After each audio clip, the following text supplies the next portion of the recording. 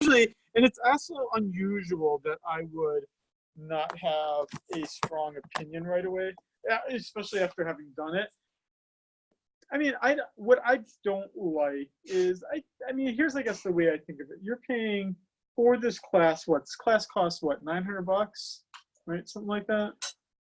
And about, I mean, even if you're like guy in class who's like, dude, I don't pay anything. My dad fought in the war, and I'm getting VA back. Dude, it's still like, dude, your dad had to fight in the war for it, right? So like, you're still giving up something, okay? You might not be giving up $900. You might be getting financial aid.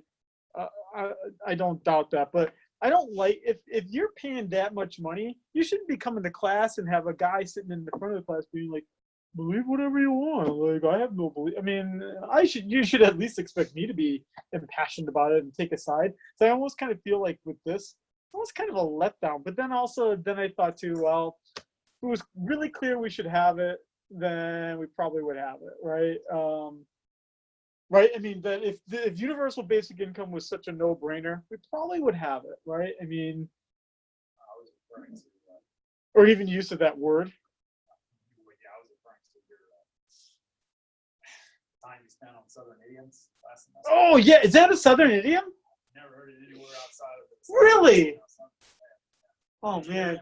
For those of you who had class with me last semester, we had an HR person for a private company in the class. Oh, she was for UH. Oh, that's right. She was for Research Corporation. That's right. Oh man, I went on this whole thing about like Southern idioms. What were some of the other Southern idioms? Colder than the smoke out shit on a cold winter morning. See, exactly. Don't you just want to go to the southern part of the United States to hear great things like that? So I guess pussyfooting is well, that's good to know, I guess. Okay. Here's what you should do. So write down these instructions if you've never done it before for any other class. At least be writing these down now. I'm not going to make a separate video for you, but what I can do is I can post a video I made for like my online classes, like my principles ones. The class will be different, so I'll be like saying like principles of micro, but at least you'll get an idea of how to sign up for it. So first thing you do, go to this website, classroom.google.com. So type that into your browser. I'm not even going to say like, do you know how to use a browser? Okay, so I typed in classroom.google.com. Then the biggest thing would be is that once you're in it, just like with Google Docs, you've probably made this mistake before. You then need to make sure that you're logged in to your UH Google account. Okay, so I'm going to type in mine here.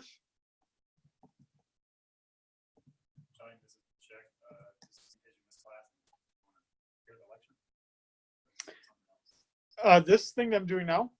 Nope, this thing that I'm doing now, actually everyone will need to do because you all decided to do reflection papers. So this is going to be where you're going to post your reflection papers.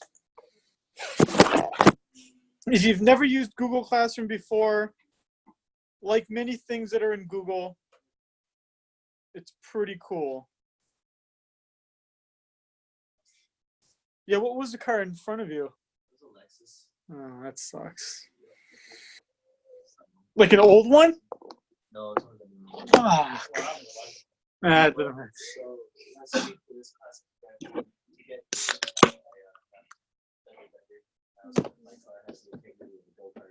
yeah, or but you know, what's that?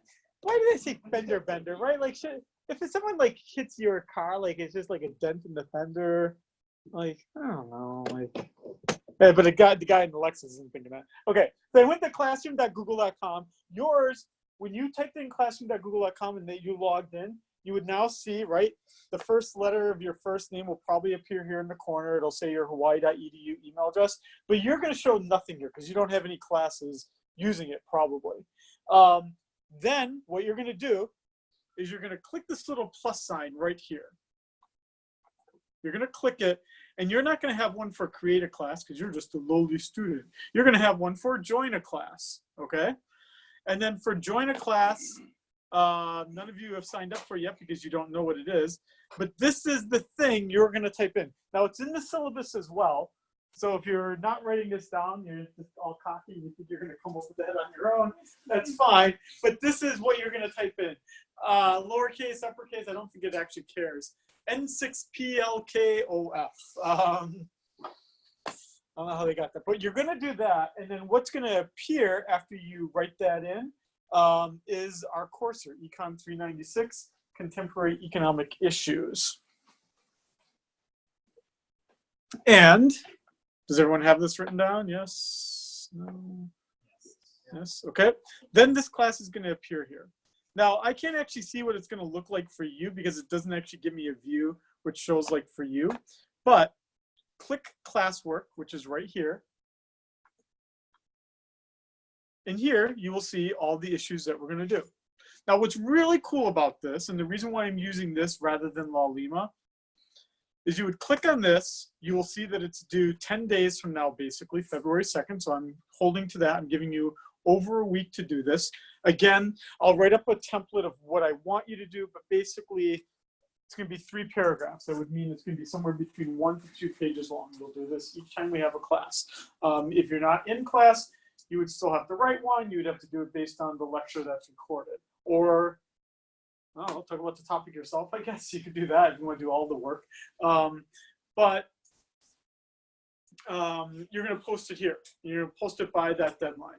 And I will post a template of what you're supposed to do. I'll even give you an example from another class, but you would say, view assignment. Oh, look at that. Some of you have already been very smart here and already did it. But basically, I'm going to create the assignment, and you're going to be able to post something. And the way that, just to show you how this is going to look here.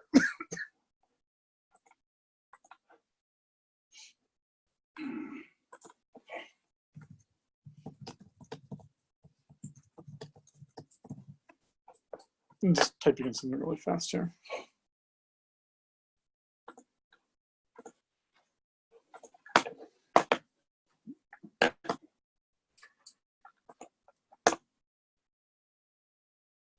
Okay, so very simple instructions, nothing too fancy here. Here's the most important thing I would say.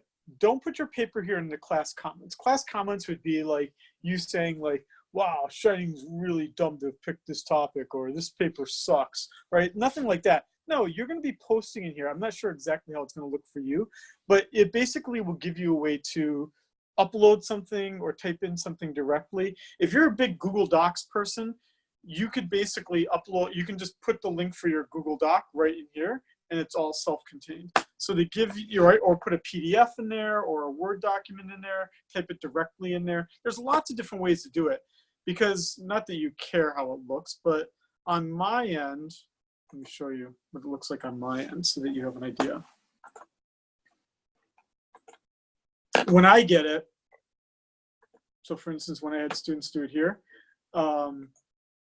I get this like big thing, right? And so some people can do it as a Word document. Some people did it as a PDF.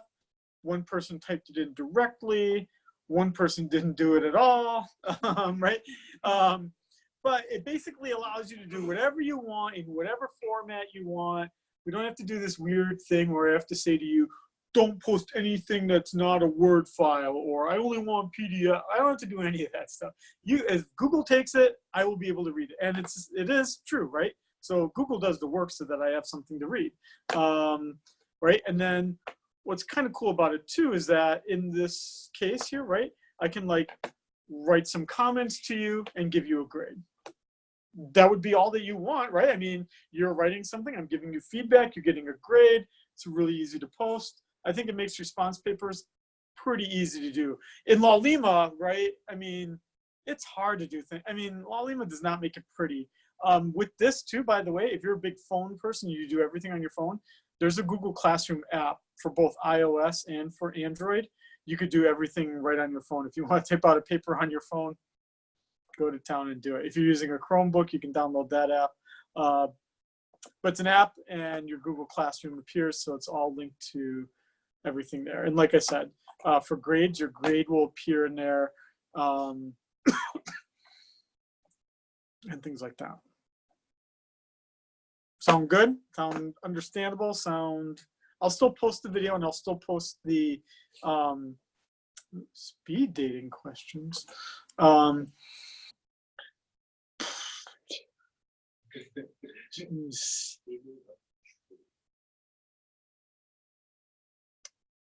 I never read. What is that? Like, is that a Shakespeare thing? Is it? What happens in it? What's a shrew? A what? I don't know. Yeah. See, you know what they see? Remember all those things in high school where they say, if you don't learn this, you didn't need to learn this, right? I've gotten 42 years of my life without knowing what it is. Oh, huh. Those people look pretty happy about it. Oh, I thought that was Jack Black. I was like, really, Jack Black? Wow.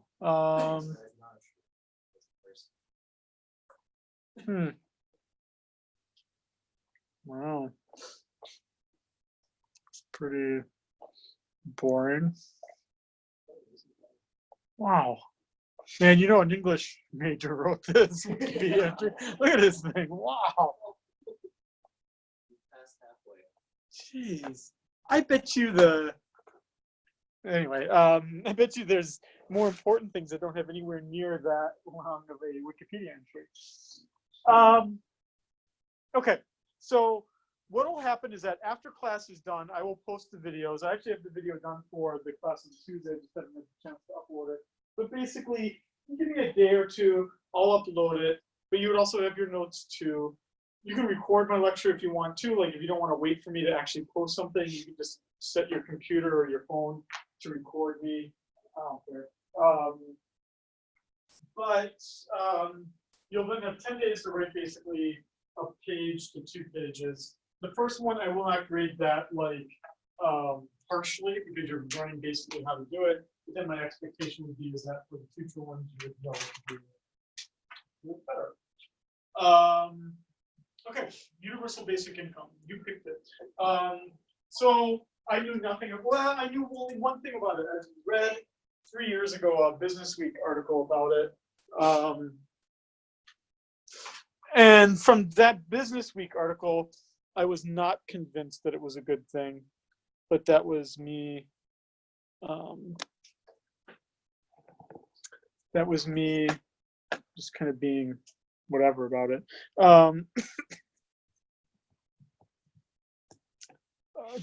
Not that I care. I'm just asking just to help me think about this. Is anyone going to vote for Andrew Yang for president? Who? Andrew Yang. I don't know nothing about the guy. If it was the nomination. Okay, that's good enough for me. Anyway, he is running for president. I think my wife will vote for him, but she's only voting for him because he's Asian. She did, and she told me that she's only voting for him because he's Asian. Exactly. So when I first started to figure out what basic income was, I actually don't like to look at the Wikipedia entry first, because the problem with Wikipedia entries is that usually the most impassioned on either side are the ones writing. Well, Taming of the Shrew should be a perfect example, right? Someone who obviously likes that book, poem, whatever that thing is, right? Someone who really likes that thing obviously wrote that thing, right? And you could imagine that if I picked, I don't know, like if I look for the Wikipedia entry on Trump, right? Either someone that really loves him wrote most of it and edited it, right? Or someone that really hates him wrote most of it and edited it, right?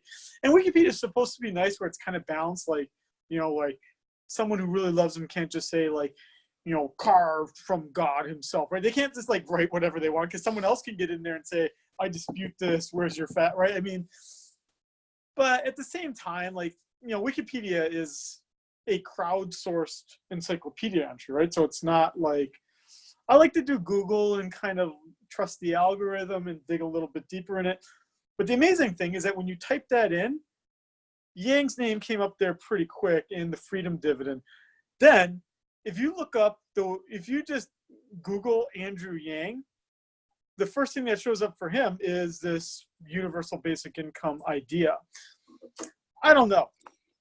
I don't know who I'm going to vote for, but I think it's not a bad, can't be a bad person yet if the first, when you Google the guy's name, a nice, at least a non-bad thing shows up as, right? I'm sure if you typed in someone else, I'd probably like, you know, what's your background? no idea. I know nothing about the guy. I guess we're going to find that out in week 2 or 3 or something. You got like a billionaire based off of test prep company, or like SATs and ACTs. Oh, Wow, there's that much money to be, dude, why am I doing what I do? So he helps people study for exams, or started a company that started. Wow. Oh, I'm sure, yeah, dude, all those kind of people do. Okay, so I'm watching this for the first time. I did not watch this. I wanted to be watching it the first time you watch it. I somewhat vetted it because, dude, it's on PBS, so it's not going to be, I already know it's going to be somewhat legitimate. It'll be somewhat balanced, so it shouldn't be, but I wanted to watch it the first time when you watch it. So this could be good or bad.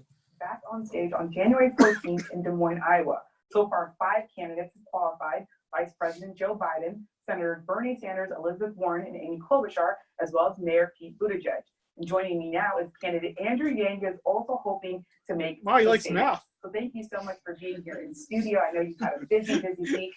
As we reported, So the weird. Democratic National Committee is raising the threshold again for January. You were the only candidate of color on stage this time around. Are you concerned at all that these rules are icing out candidates of color? This our part I don't biggest care about, concern, but- Anish, is how many polls are they going to run between now and January 10th? We're confident that I'm going to be on that debate stage in January, as long as they run some polls that show that we're growing every single day in the early states. Was he? Was he on the debate thing? I didn't watch it. Someone look it up. No, he wasn't? No, well. And I was genuinely surprised that they decided to raise the thresholds. And are you at all worried about what that says to voters, especially as the Democratic Party is becoming increasingly diverse? Well, certainly to me, I was surprised by the DNC's decision because they've been criticized for this past debate when I was the lone candidate of color, and then they raised a threshold that might exclude me from this next debate. Apparently it did. So to me, it's a little bit bewildering, but you have to let Tom make his own decisions. Let me ask you about your signature program, $1,000 a month for American adults over the age of 18. How does that program square with social safety net programs, especially food stamps and federal housing vouchers? So the way it works is that it's universal and opt-in, the freedom dividend of $1,000 a month for every American. It stacks on top of Social Security benefits to help stave off the retiree crisis, the retirement crisis that many older Americans are facing. And so it's opt-in. If you do opt-in, you would forego cash and cash-like benefits from certain programs. Like food stamps and federal housing vouchers? Not federal housing vouchers, that's not on there, but food stamps, yes. Though when I talk to people who are on these programs, they live in fear oftentimes of losing whatever benefits they're getting. They're afraid of missing some filing requirement or having people look in on them. And so for them, unconditional cash seems like a massive improvement. There's a lot of foreign policy issues that presidents are going to have to navigate. Right now, North Korea is threatening to deliver a Christmas gift, which might be a missile test. How would you deal with this issue if you were president? I have family Actually, I don't in care Seoul about right now. So hey, is that the personal. only thing you talked about with it? What do you say to voters who maybe don't like the president, but really do like the way that the economy is going, especially with Okay, well, you didn't say very much about. Okay, so I did do a little bit more research then about basically what he's saying. So let me just talk generally about what probably Yang is kind of deriving it from. So what is universal basic income? As the term implies, for it to truly be universal basic income, it needs to, as the universal term implies, everyone needs to be able to receive it. The other side of it would be is that everyone needs to I'll put this here so that going to everyone needs to be able to receive it, and it's not designed that you would live on it, but that it would supplement whatever income you get from working. Now, to pay for this massive thing, you have to give up something. So right now, we in the United States have a safety net. What that safety net does is covers the disabled, it covers the poor, it covers the injured and disabled, it covers when bad things happen to you, right? That if I lost my job, yes, it would suck and it would really hurt, but I could go to the unemployment office and I could collect my should I have applied for unemployment? 19 years old. What? And it was like $120 some every 2 weeks. Is anyone here ever had to collect unemployment? No. It sucks if you have to. Oh, I did. It was horrible. Yeah. Making I mean, this was back in the day too, when you had to like be ready to take. You had to call a phone number on Monday morning, and you had to like send out like 10 resumes a week. Yeah, and then you get this check, and then they tax you on the check. What? So I was working at a factory, and there was a big strike at the factory for one of the suppliers. So the factory shut down, and then the factory was too poor to like pay us like our wage when the factory was shut down. So the factory was just like going on unemployment. So unemployment paid like, again, it was like $170 every 2 weeks because it's some derivative of your actual income. I was 19, it wasn't like just doing anything important with the money. But yeah, you get this check, but again, to get it, you had to wait in this like long line to apply for it. You had to call a phone number every other Monday, and then but it was a safety net, right? Like if I had kids and I had a mortgage, yeah, the money would have helped, right? Food stamps, right? Food stamps, they're not actual stamps anymore, right? It's your EBT card, right? For anyone that gets it, right? It's pretty distinctive, so the cashier will know you're using it. But outside of that, it's not that. Someone would have to really be looking at what you're doing to know what you're using. But right, so food stamps can be used for any food that's not hot, right? So you can't use it at McDonald's or rotisserie chicken at Costco. But if you want to buy a big bag of apples, there you go, right? It's not enough you can't live on food stamps alone, right? So as I'm talking about each of the safety net here, I'm trying to give you an idea here first. Just to be fair, there is a safety net, but it's not an all-encompassing safety net, right? People who are eligible for food stamps are not eating fancy food for an entire month for free, right? Food stamps, one person, single person, no income, gets, if I'm not mistaken, $225 a month. If you're just a regular adult eligible for food stamps, no other income, $225 a month. Again, can a single person buy $225 per month and live on it? Yeah, you people have lots of beans and lots of peanut butter and not bread, but I don't know, made your own bread at home. You probably could live on. You probably do it. Well, it's hard though, right? I mean, Survive. right? I think survive would be like. Yeah, survive, exactly. But you wouldn't be able to buy a lot of fruit, or at least like fresh fruit. You wouldn't be able to go to a restaurant or buy any hot food ever. You'd have to do it all at home.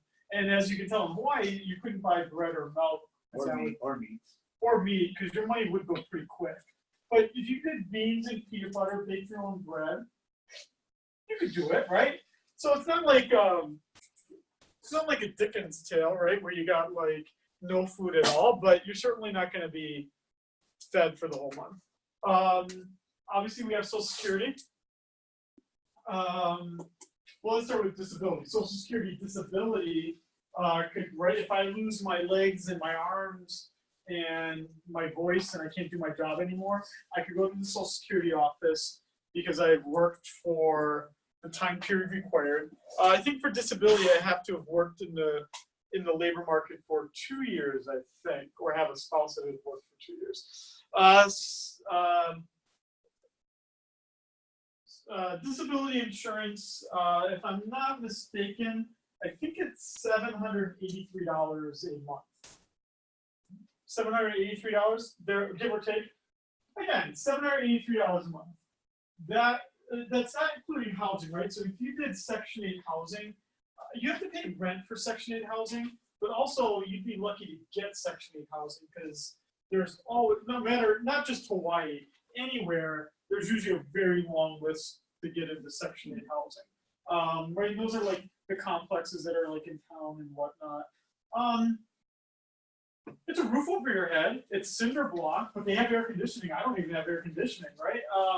But you know, Section 8 housing would at least put a roof over your head. And you know, it's not going to be fancy, but you'd have a roof over your head. And then you would have, if you got disability insurance, that'd be $783 a month. So you can imagine that me with no arms, no legs, no voice, not having saved any money, can't do my job anymore. I could collect food stamps, I guess unemployment, I guess, maybe no, okay. Do that.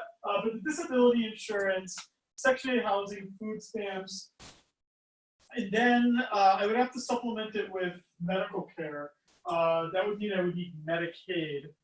Medicaid really sucks, dude. If you've ever been on Medicaid, it's hard to think of worse things. I've never been on it. My wife was, when she first immigrated to the U.S., she was 6 years old.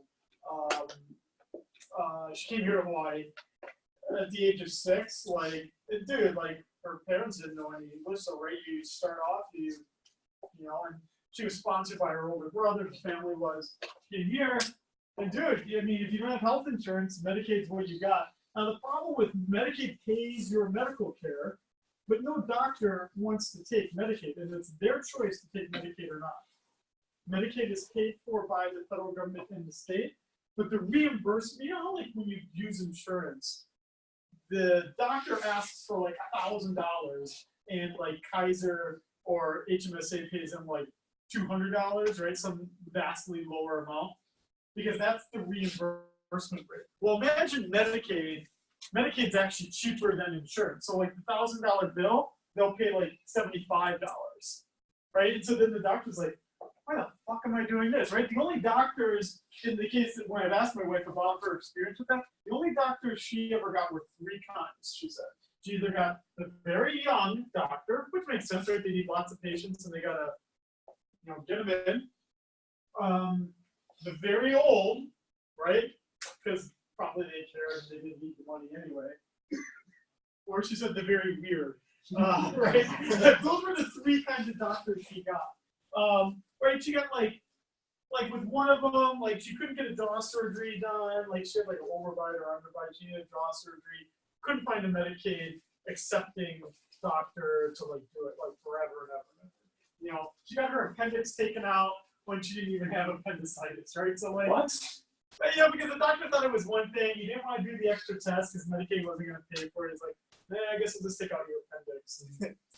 I mean, I'm sure it would be probably said it a little bit fancier than how I just said it, but what I'm saying is, what I'm hoping to be here, and again, I'm aggrandizing it a little bit. If any of you are on any of those programs, you probably don't think I'm aggrandizing it.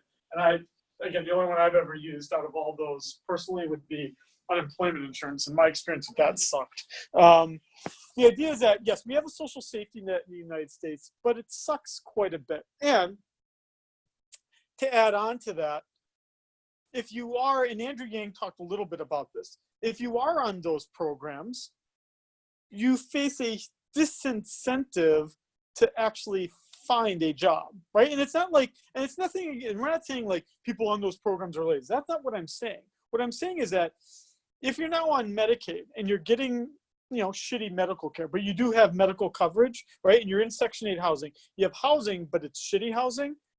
Why would you want to be an Uber driver, right? Because it's a shitty job. But then once you start taking in that income, all of a sudden you become ineligible for those programs, and Uber doesn't even give you insurance, right? So it's like you'd have to find the perfect job, right, to be able to be willing to take it. So, right, it's when I say this, I'm not trying to be judgmental here, but what I'm trying to say is the programs are not really designed, and in some sense they don't need to be, but they're not really designed to like rehabilitate, right? They're not, I mean, they can be, but right when my wife was on Medicaid, they weren't like trying to like work to like find her, well, she was 6, but right, imagine she was 26, right? They wouldn't be working to help her find a job to get off of Medicaid. She was just going to the doctor, right? They weren't like doing a lot to have her stop doing. Same with food stamps, or I don't know what your experience is like with unemployment insurance, but like, yeah, they helped you write a resume. But dude, I was 19 years old. I wasn't like looking for a job as it was. So you're saying universal income is like that? So no. So here's the idea, right? So if you think universal basic income is going to be this like just huge windfall, the one best thing I could think of for it, a good reason to do it, to implement it, the one thing I can think of as an economist that would make me okay with it would be, what if we just, those very expensive, all these programs I just talked to you about is about, if we don't talk about Social Security for old people, that's about 40% of the US budget. So it's almost 50 cents out of every dollar, 40 cents out of every dollar is spent of US federal tax money is spent on those programs I just outlined for you. And as I would say, if you look at it honestly, yes, it's a safety net. And I would know that if I lost all my body parts, I could have those things. But you don't want to have those things is what I'm kind of trying to say. It's not a great way to have to live. It's not like, and when we talk about like European safety net, it's nothing like the European safety net or anything like that. It's not generous at all.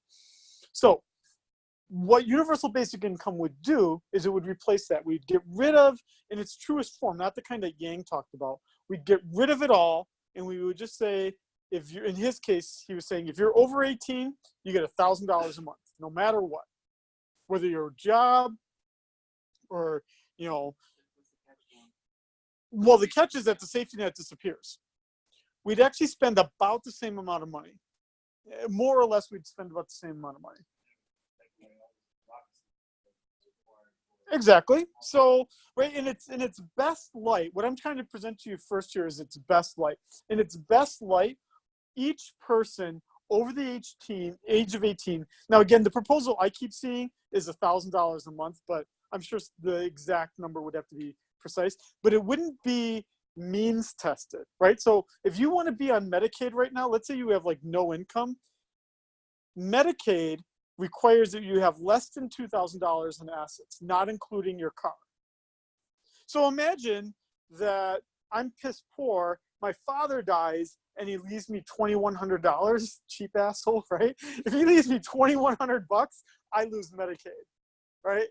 That sucks, right? I mean, but this gets rid of it, right? So it's not means tested. Whether I am like fancy, rich, suspender wearing guy or piss poor guy, I get $1,000 a month. Whether I'm working or not, doesn't matter, $1,000 a month. Whether I'm in a big family or small family, doesn't matter. $1,000 a month for each person. And you get $1,000 a month. But the idea is that we have spent, I don't know what, 60 years, 70 years creating a safety net, right? In the United States, there was no safety net until the Great Depression, right? And then with the Great Depression, we started to build it up, right? Social Security. Then in the 1960s, it really expands with like things that should have been there but weren't, like food stamps, Medicare, Medicaid, Head Start, right? Like all these things that we think are very important actually didn't come about until the 1960s. But we can certainly critique what the poverty program looks like right now. And we would just say, it's not your right anymore to have like basic housing or basic health care if something bad happens to you. We're just going to say now, you have a right as an American citizen to $1,000 a month. You will figure it out, basically.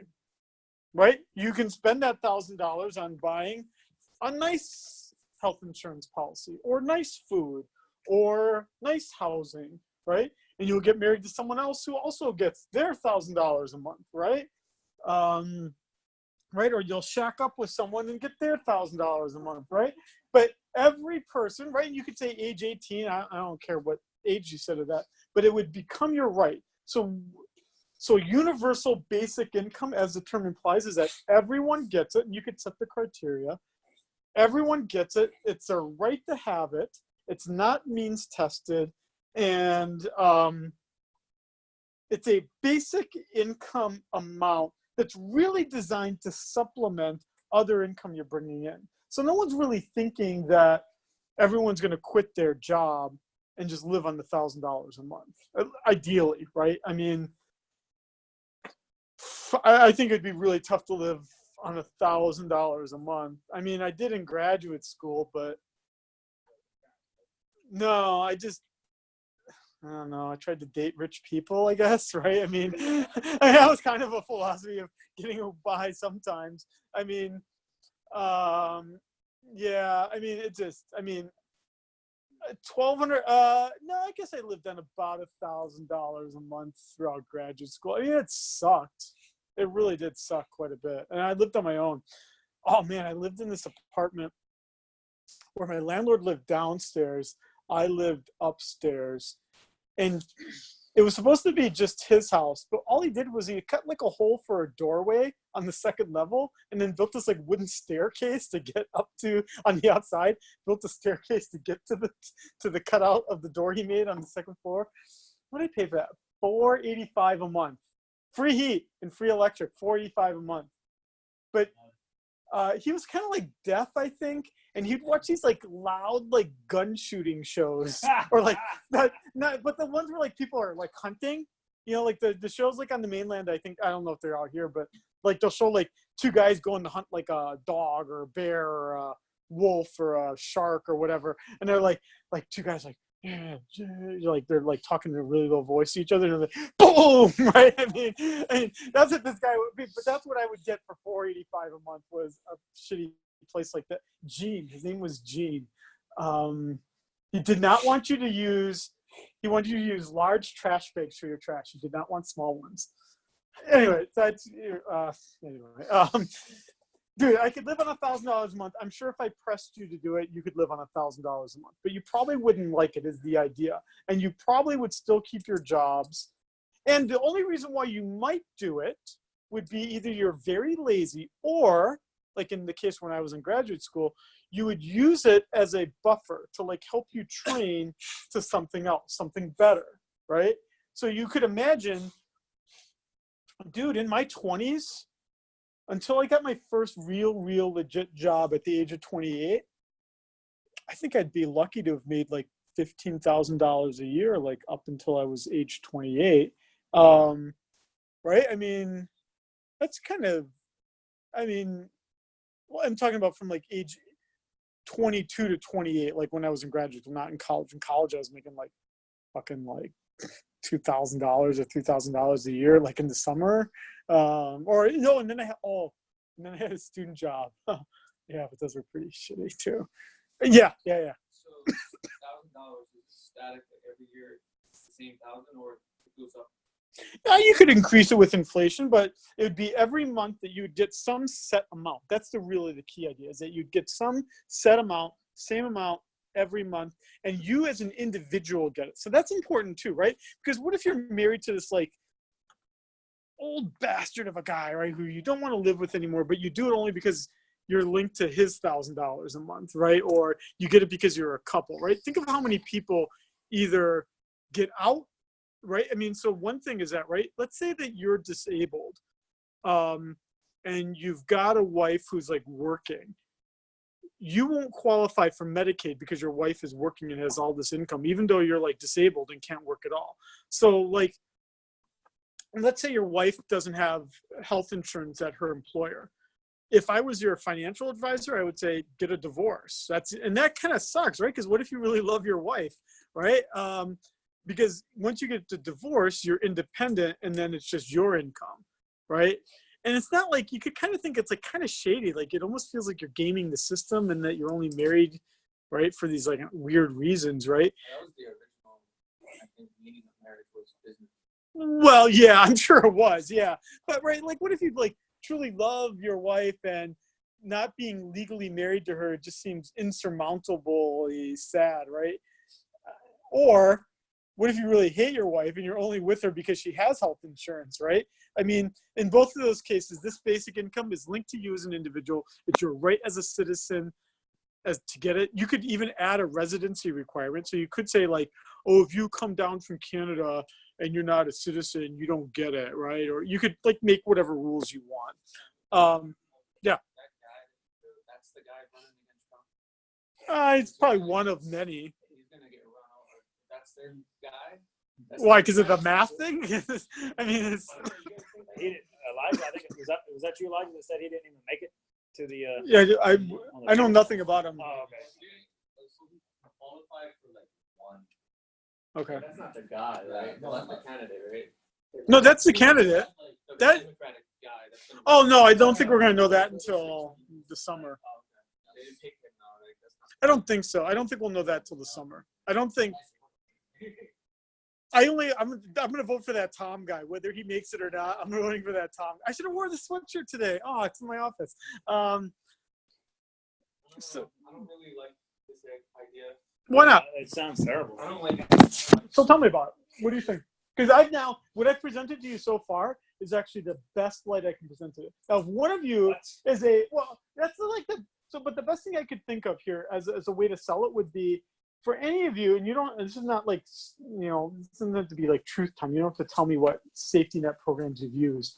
But in my experience, again, with unemployment insurance, it was not reformative at all. Like if I was not 19, like let's say I was 42, and I was trying to rely on it, if the system hasn't changed, I don't think they give a fuck. Because you basically get unemployment insurance, if I'm not mistaken, you get it for 26 weeks. You get it for 6 months, and you're getting like a fraction of the amount. So in some sense, the state's going to pay it 6 months to you, and 6 months, 1 day from now, if you don't put enough time into finding a job, dude, your benefits run out in 6 months later. So like, and that's, again, it's not unique to unemployment insurance. My wife, when she was on Medicaid, I mean, we weren't obviously married or even dating at that point, but she didn't tell me anything that they ever gave a shit about her finding like real insurance, right? Or I don't know what they do for Section 8 housing, but I can't suspect they're like making you go to mortgage tutorials, right? What I'm trying to say is that if the safety net isn't like, my personal view would be, if the safety net is there, but it's not doing anything to get you out of a really shitty system, then it's really not doing its job. It's kind of like just making us look like we're somewhat humane people by like making sure people aren't starving in the street, but it's doing jack shit to actually like make people better off. And that the only way we could maybe make people better off would be when your most economic vulnerable time, your 20s, let's say, or let's say you get a divorce and you're like, I'm going to become a painter, right? Or right, some point in your life when you've got like nothing at all, and right, like people now when we see they have nothing at all and they're trying to move to something else, right? They take a shit job in retail, they take a shit job at Uber, right? They take a shit job, it consumes their life, and then they never end up becoming the painter because they're hanging out at the airport driving suckers around. What if you had $1,000 a month to actually become something better, right? Or what if you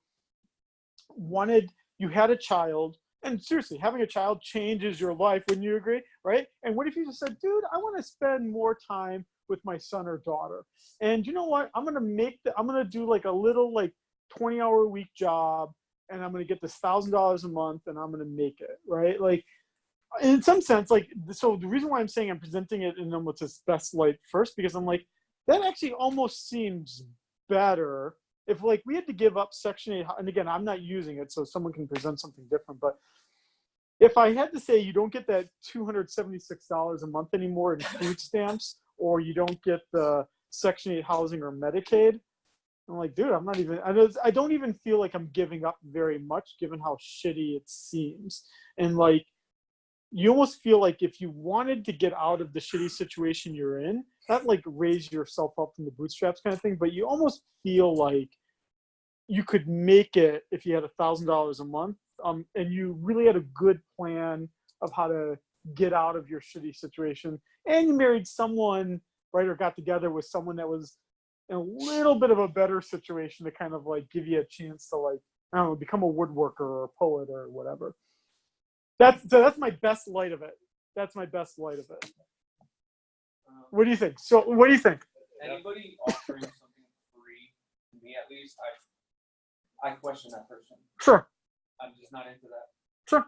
That's just me though. Everyone's different. I mean, so I wonder, right? I mean, you still almost would have to pay taxes on it, you would think, right? And anyone offering money for free, this is America. We're supposed to understand money anyway. Yeah. And there's a lack of understanding in our schools. Obviously, with elementary, they don't teach us anything. Right. So I mean, maybe it's a structural problem where we just need to teach people about money. Maybe we wouldn't have to give them $1,000 to survive. Maybe they'll understand how to save or whatever. Right. Right. That's my. I mean, I guess related to that, I mean, I think about my own situation, right? We're in tax time here. I suspect my federal income tax liability for this year for my wife and I is probably going to be about $35,000, right? So I'm going to spend $35,000 in federal taxes this year. You mean you gotta pay 35,000? No, I mean, like, with the deductions taken every 2 weeks out of my wife and I's check, right? Like 40%. Well, I don't, yeah, it's somewhere between, I'm paying somewhere between 35 and 40%. And that's after deductions, after, right, with my kids and all this. And my wife is a partner in her business, so there's a whole bunch of deductions for that. After you take out all those deductions, right, then I've got a taxable income amount. And I'm not an accountant, and I use TurboTax, but I'm pretty serious about it. And like, I try to figure it out as well as I can. So I don't think I'm overpaying, but I would venture to guess, and unless one of you is secretly really rich, I would venture to guess, maybe not the whole class, but a big chunk of the class combined, I'm probably paying as much in taxes as a big chunk of the class, at least. I mean, $35,000, that would be, right? Because if I was making $20,000 and I had a kid, I'd pay probably nothing in taxes. I'd actually get money back because we have EITC as a program that's a negative income tax. But the idea is that in my spot in life and my wife's spot in life, that we pay let's say 20 times the amount that a poor person pays. But my water doesn't come out 20 times as like fast, right? It doesn't, my trash doesn't get picked up on the side of the road 20 times faster. So there's a little bit of unfairness, right? I mean, like, I might think, wow, it really sucks. I'm paying so much in taxes. I'm getting the same shit that like you get when you're paying $1,000 in taxes. Yeah, I guess from my perspective, and again, just kind of speaking about it freely, I mean, it seems unfair, but at the same time, like, it's a contract we've kind of all entered into, right? Like, when things are shitty, you're going to pay less in taxes. When things are good for you, the tax man's always going to get you. But you're right. If we had universal basic income, the estimates I see for $1,000 a month is that it's basically the same as all those programs existing as they are, which would then mean that my income tax would have to be basically the same. Except now I'd get $1,000 a month, but you'd almost think that would have to get taxed. And it would seem unfair, right? I mean, I could think of situations where you come to me now, you've got your $1,000 a month, and you come to me and you've got no arms or legs or voice, and you're like, I've got nothing but, well, you can't say it. You're using your nose to type out. You can't live on $1,000 a month, right? And I'd almost be like, oh, that sucks. Have some of my $1,000, right? You can imagine, like, if you had no arms or legs or anything or voice, I'd be like, well, I guess that's what Medicaid's there for, right? That's what Section 8 housing is there for. But it almost kind of feels like there's probably a lot of people in our society that are really poor that I also don't give not that I don't give a shit about it, but like, I don't like any universal basic income, any citizen gets $1,000 a month.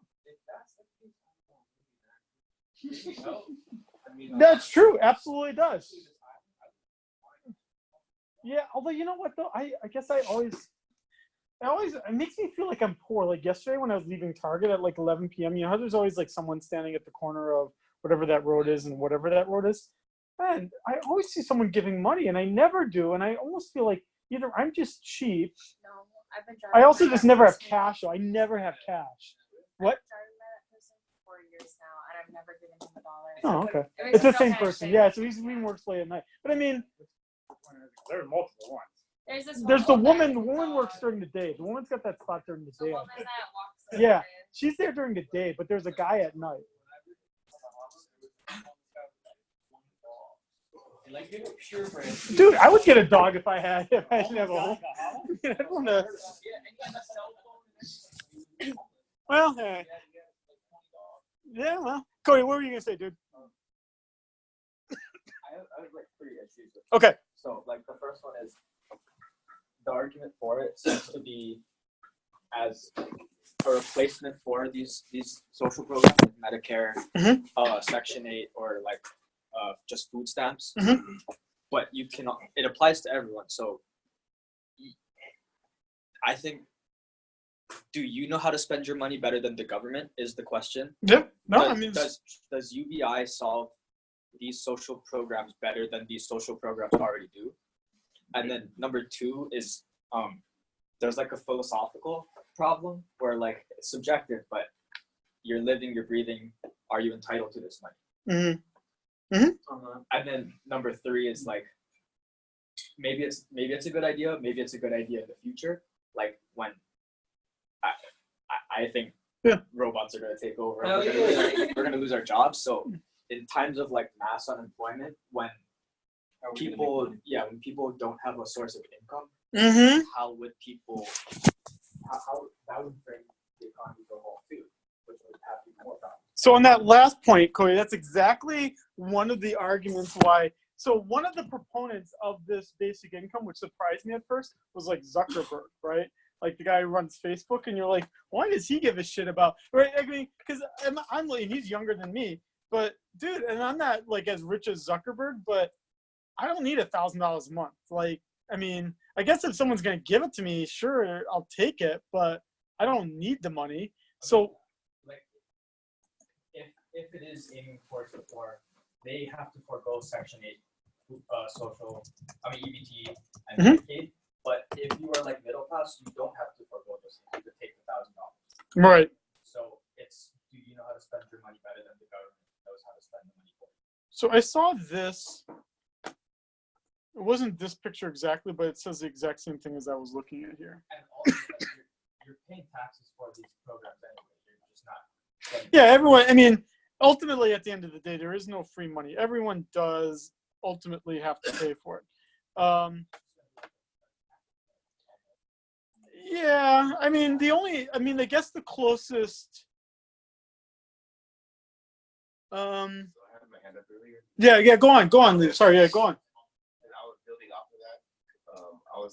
I was thinking like maybe, yes, we have to give up like social safety nets for, I'm gonna call it UBI for the sake of wordiness. But what if we just made it a choice where let's say there's an open enrollment period, and for a year, and you can enroll in it, but if you do, you forfeit all social safety net.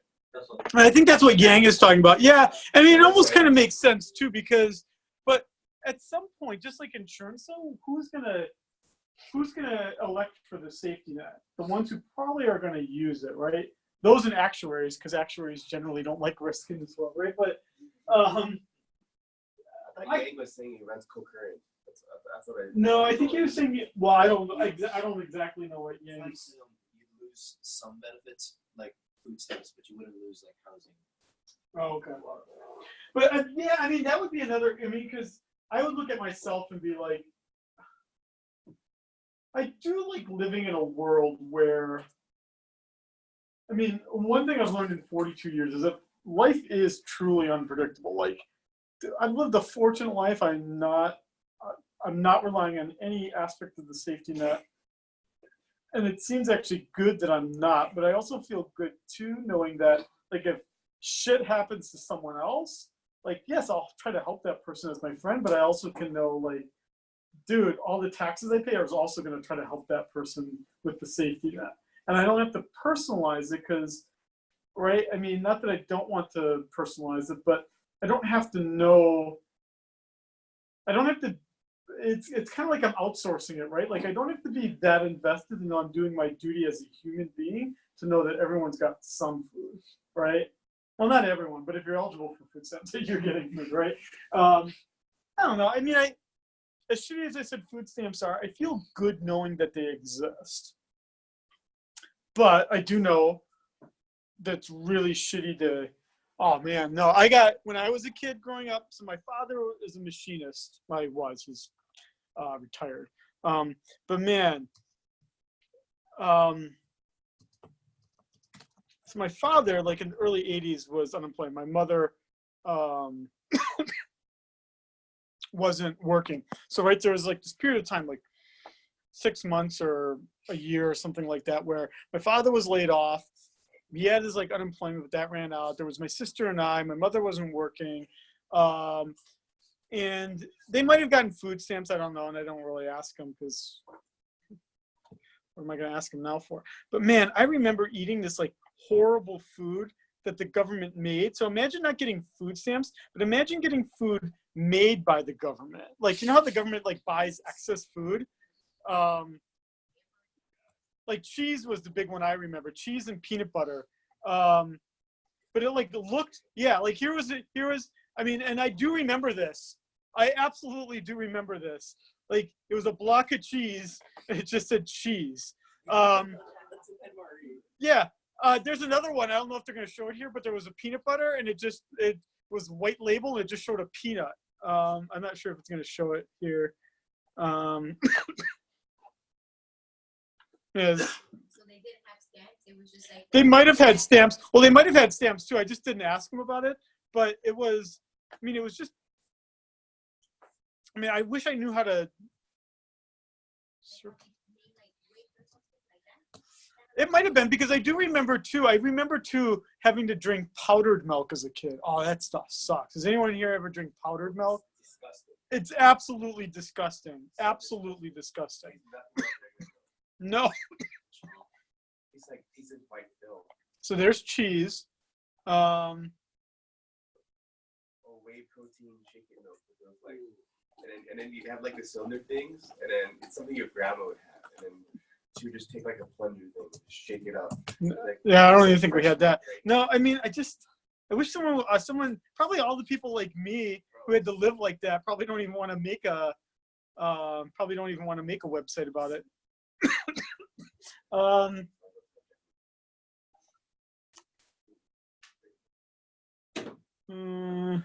don't see anything, but it really sucked. And you basically, it was shitty food. I mean, no, why not? Let's just type in that. Government.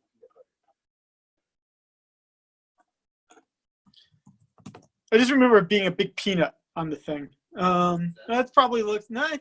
I thought there was like a big peanut on it. Oh yeah, Spam. Here's the equivalent of the Spam. I remember this one. They can't even. Oh yeah, here we go. Here we go. There's a good picture of it.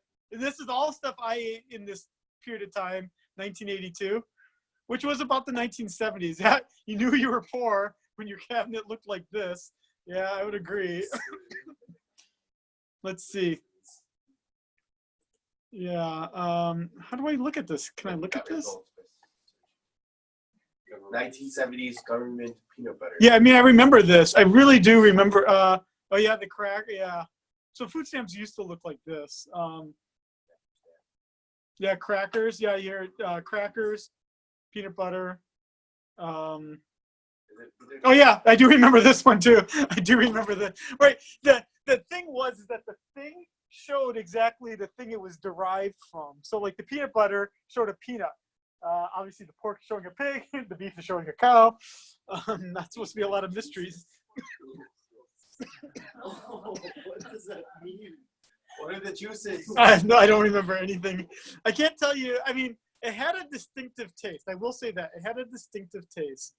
Well, I mean, the best thing I can say is that, I mean, I can remember being, I mean, when you're a kid, dude, I guess the best thing I can say is that when you're a kid, you don't really realize how shitty it is, like, because you're a kid and you don't really realize how bad it was. But so determined to find this peanut butter. You know, I typed in 1970s government peanut butter. It's like it says in the form. it showed like the. The search bar is government cheese. Okay. So there's this nice cheese and peanut butter. There was like a big peanut on it. I remember. I mean, this is really, yeah, you can actually see it here. You can see it here. I wish they would show this. Oh, wait, Pinterest. Okay. But still, it's not showing me. How do I open? I don't have Pinterest. How about more information? But can I see it?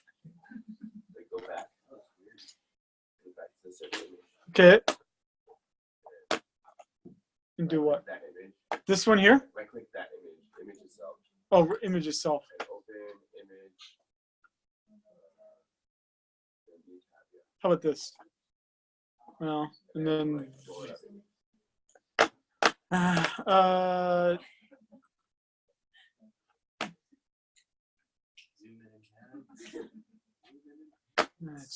Okay. Anyway, yeah. I mean, cornflakes look like that. Raisins look like this. Some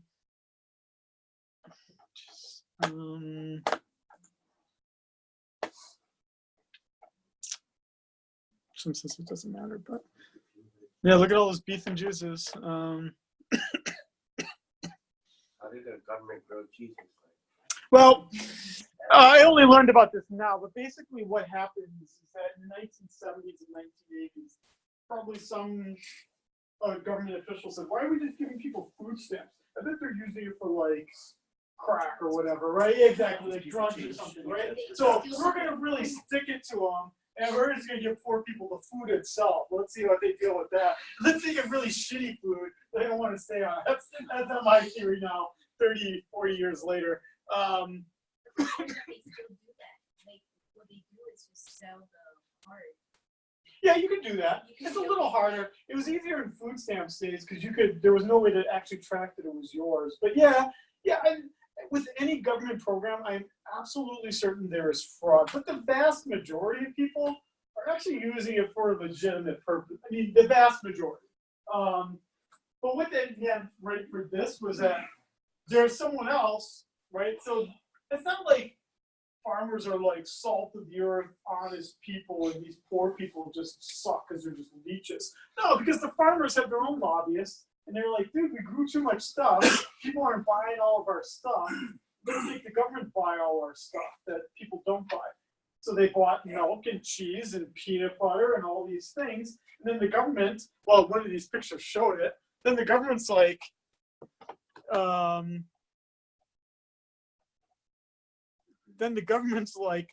fuck, we got boxes and boxes of cheese.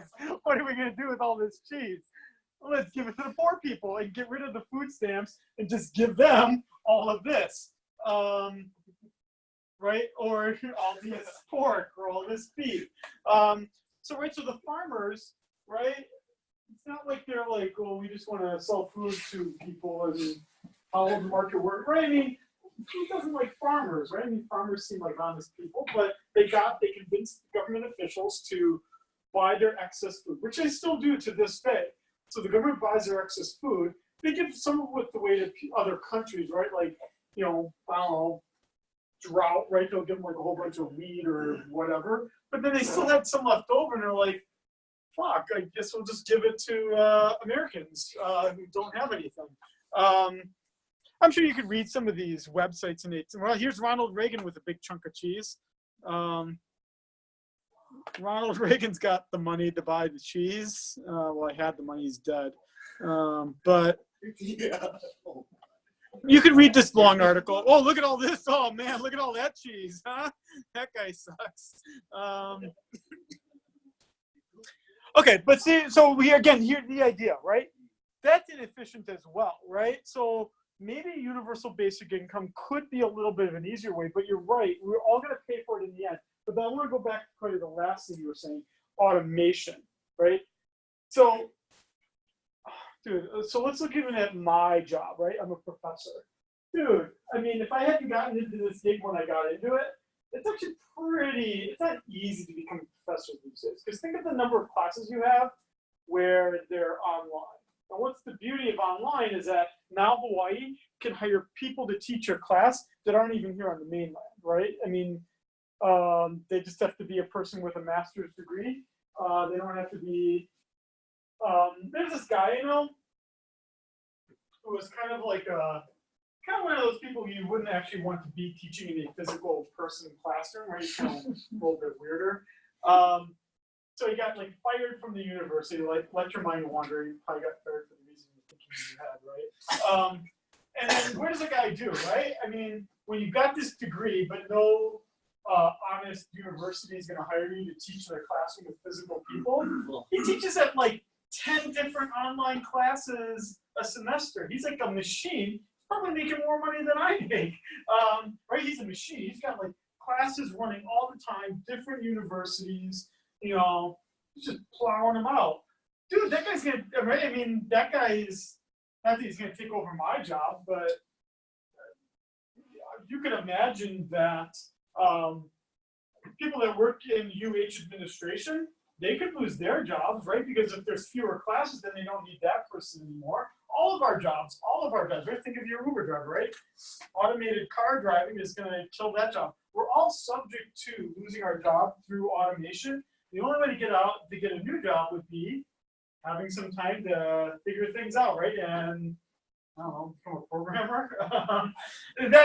So that's the one thing that Yang said, at least that made it seem, the second thing, I guess. So the first thing for me, at least, was, it's better than the shitty programs we have already. And then the second thing would be, well, you could imagine it'd be useful in your early part of your life, but it could also be useful for an unexpected time when you lose your job, just because the world keeps changing, right? Schumpeter, the famous economist, said the idea of like that there should be creative destruction, right? Think about how many people have lost their job because of the internet, right? Like, dude, there was a store that announced that it's completely closing today, closing its stores in Hawaii. Papyrus, who buys stationery anymore, right? Exactly, stationery. Do you buy stationery? Oh yeah, that's right. Yeah, that's right. You do buy. That's right. You do have, did you ever go to Papyrus though? Okay. Well, you caused it. I think we should make a chart of pros and cons for the API. Okay, let's do it. Clarify it. Okay. That would really help. Sure, let's do it. And then we can discuss. Okay, let's go with it. Oh. Sorry, you hit right in the dark. It's a little dark.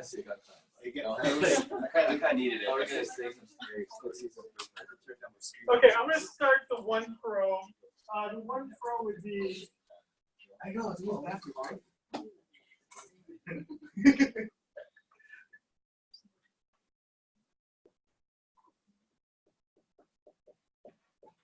So I'm gonna rate the two that I thought.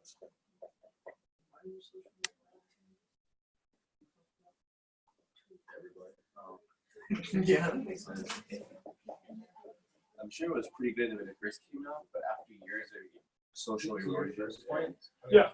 bipartisan, Just having that as an option, bipartisan, point out for us if Medicaid really is a national policy, and people will opt out of Medicaid in favor of that. But if Medicaid is good, people will opt in for Medicaid coverage. Mhm. So point out flaws in the system. Mhm.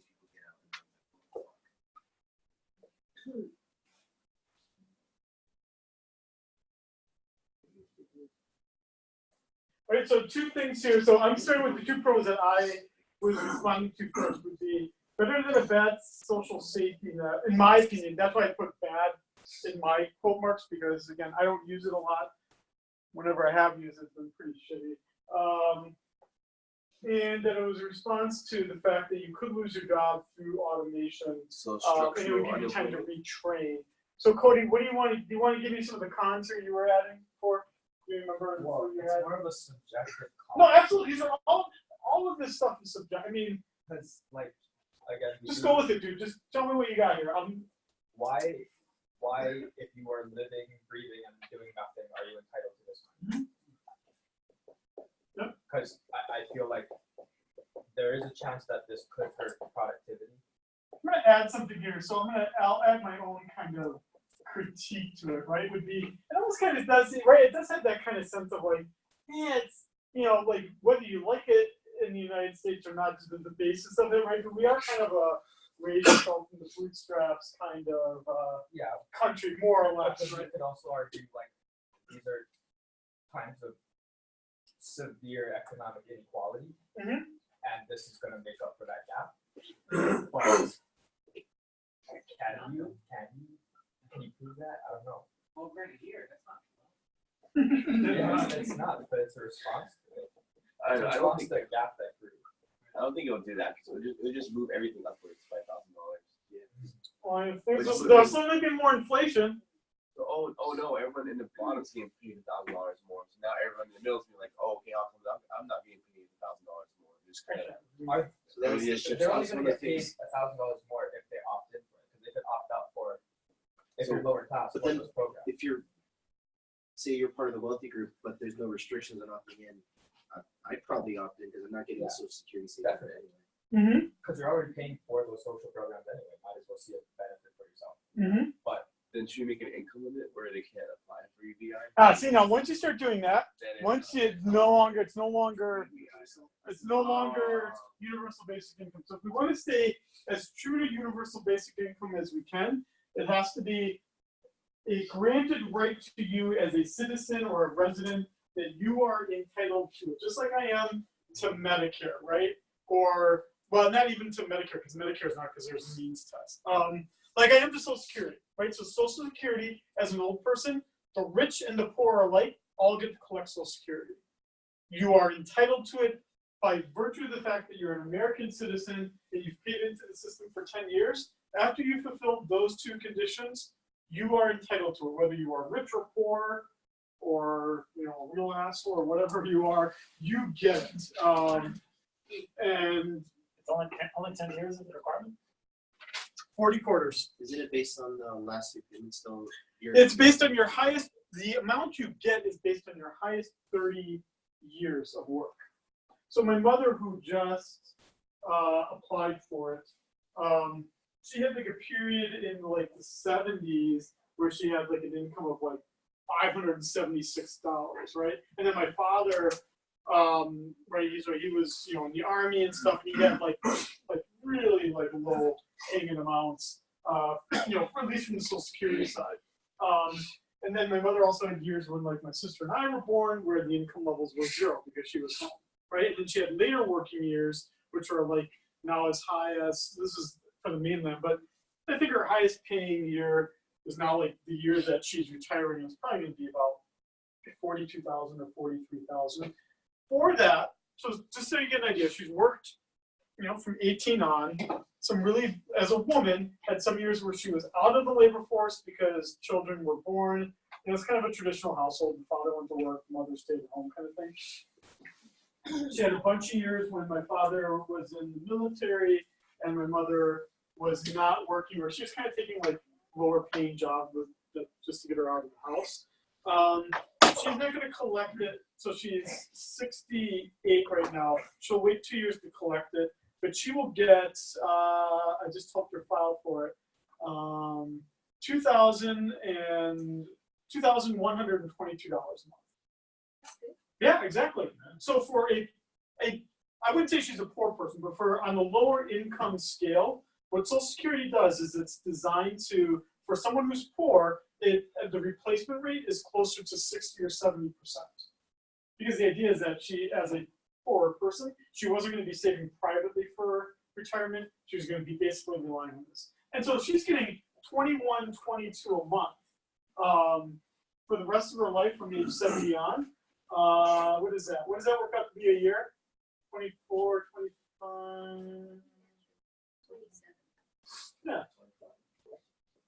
So if you think about that, she's only taken a pay cut of about a fourth, but now she doesn't have to drive a car to work. She doesn't have to buy like stuff for work anymore. Like, you get all those discounts at like McDonald's and shit. Like, she'll be fine. Right? She's not gonna live like high in the horse, but she paid into the system for 40 years, 30 years. But then your dad's living with her. But my so my father collects his own as well. So my father collected his earlier. He's getting like $1,500 a month. Yeah, because he collected his earlier, so he took his out earlier. Plus, he had all that time in the army too, where both in like Vietnam and then after, where he wasn't paying into the system. Back in the day, you didn't pay into the system, and so that kind of reduced that amount too. So, and because he took his at 62, 8 years earlier than my mother's taking it. Yeah, he's going to collect less. And he earned about the same as my mother. So together, yeah, they'll earn about what, $40,000 to $50,000. They'll be totally fine. 40,000. Yeah. So, for me, I don't know what my amount's going to be, but I'm not going to have that kind of replacement rate. Meaning, my Social Security will be. Oh yeah. I mean, my Social Security amount is the amount compared to the amount that I'm earning now, right? Throw a number out there. I'm not earning this. Don't get all hot and bothered. Let's say I was making $250,000 a year. I picked that number because it far exceeds After you earn $130-some thousand a year, you don't have to put anything more in Social Security after that at that point in the year. Let's say I earn $250K a year. Person earning $250K a year will probably get the maximum Social Security amount per month, which I think is like $3,000 a month. There's a cap. Even if you're like Warren Buffett, who's really old and is old enough to collect Social Security, which I suspect he does, I think it's like $3,800 a month that you can get. That's what he would get, right? So if you imagine 3,800 times 12, right, it's going to be some big fat number, but as a replacement rate, it's going to be far, far less as a percentage. So we have a progressive Social Security system. Rich people don't need a lot of Social Security money because, right, even if they didn't save a lot, they didn't save a lot because they were dumb, right? My mother didn't save a lot because there was no money to save, right? So there's reasons for why people didn't. Social Security is designed to like just make sure everyone's the lowest amount you can get for Social Security. The minimum amount, I think, if I'm not mistaken, if you work for the 30 years, the minimum amount is that 783 number I said. So even if you just worked like a piss poor job, you worked for 10 years and you just stopped working after 10 years. So let's say you worked from age 20 to 30, and then you did no more work after that point, and you did a piss poor job, like a simple retail job for those 10 years. So you paid little into Social Security system, and you only worked 10 years. You'll get to 783 a month. 783 is the minimum for this year, yeah, a month. So if you're eligible for it, you get it. That's as close as we can get to basic income here in the United States. That if you meet some minimum criteria as an old person, you're entitled to 783 a month. Now, what that has done, so let's make this as a pro. You know how many people are poor that are elderly? What's the poverty rate among the elderly? 10%, 1 in 10. 1 in 10 people over the age of 65 are under the poverty line. They want to know what the poverty rate is among children. 1 in 4, 25%.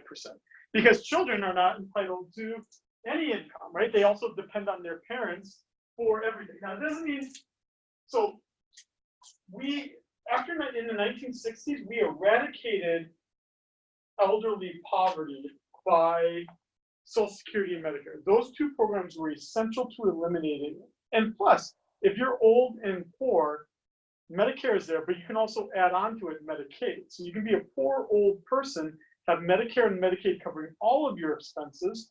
Then you would have Social Security. Then you get supplemental Social Security. You can clear, I'm going to be fuzzy on the math here, but you could have had very limited engagement in the labor market. And even if you didn't qualify for Social Security, you could get the supplement and you'd still be okay. You could make I think it's about $9,000 a year. And then you can get your Section 8, your food stamps and everything else, and you'd be okay, right? You could buy some lottery tickets, get cable TV to watch Wheel of Fortune, and you'd be all set for what old people do. I heard that. 1 in 4 children. So when we think about what are the programs specifically to help children out of poverty, Head Start is one, right? So you could be a poor person who can't afford to send your child to preschool. You can send your child, if you can find a spot, you can send your child to Head Start. So Head Start is designed for like 3-year-olds and 4-year-olds to give them a head start so that when they go to kindergarten and Marcus Willoughby III, right, who went to preschool from age 1 on, can, like, that kid's at an advantage already because he's stinking rich, but he's also at an advantage because he went to preschool, right? In preschool, round his shit out, right? He doesn't bite and all those other things. Head Start is supposed to kind of, okay, so Head Start, what else do we have with children? WIC would be an important one, right? So WIC would be women, infant, and children. So it would be specific benefits to a woman, a newborn baby, children, and it covers prenatal care, it covers extra food, right? Extra food. What else? While you're pregnant, you get all your vitamins, you get the extra food. You get like diapers or anything too, or no? So formula, exactly. You get formula. And if you go to Costco too, you see that there's like a standardized symbol where it looks like where it's like children and whatnot, and it's kind of shaped like a half circle. So WIC is pretty effective, and if you're eligible for it, you get it as a general program. Head Start, again, you got to be lucky enough to get one of the few spots because there's not enough of those out there. Another one would be EITC, that's the Earned Income Tax Credit, which basically encourages a poor person to still work, and if they have children, they could end up paying nothing in taxes and actually get money back from the government as an incentive for having children and having work. Another program would be CHIP, which is actually something that is actually pretty nice, but I'm not saying too many political statements, so at least we need this one little one. If Trump had his way, he would have gotten rid of CHIP, which stands for Children Health Insurance Program. So you know how like if you go right Gabby, right at Target, what do you pay for health insurance as a single individual? Exactly. But once you add like a child, right, it becomes much more expensive. So what CHIP was designed to do is say, Gabby, you're gonna have a kid, we want you to keep working.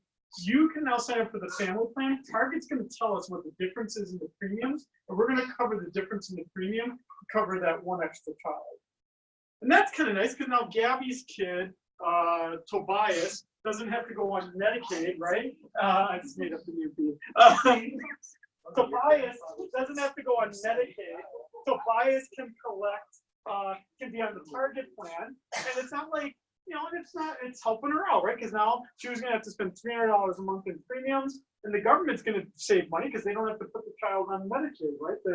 Everyone seems to win, right? And Target looks good because they're helping an employee out, right? And she's able to work more. Let's see. So Section 8 kind of helps, but that's not specifically for kids. Anyone else think of anything? Was it like lunch bag thing that public school? Oh, school lunch. Yeah, the school lunch program. Yeah.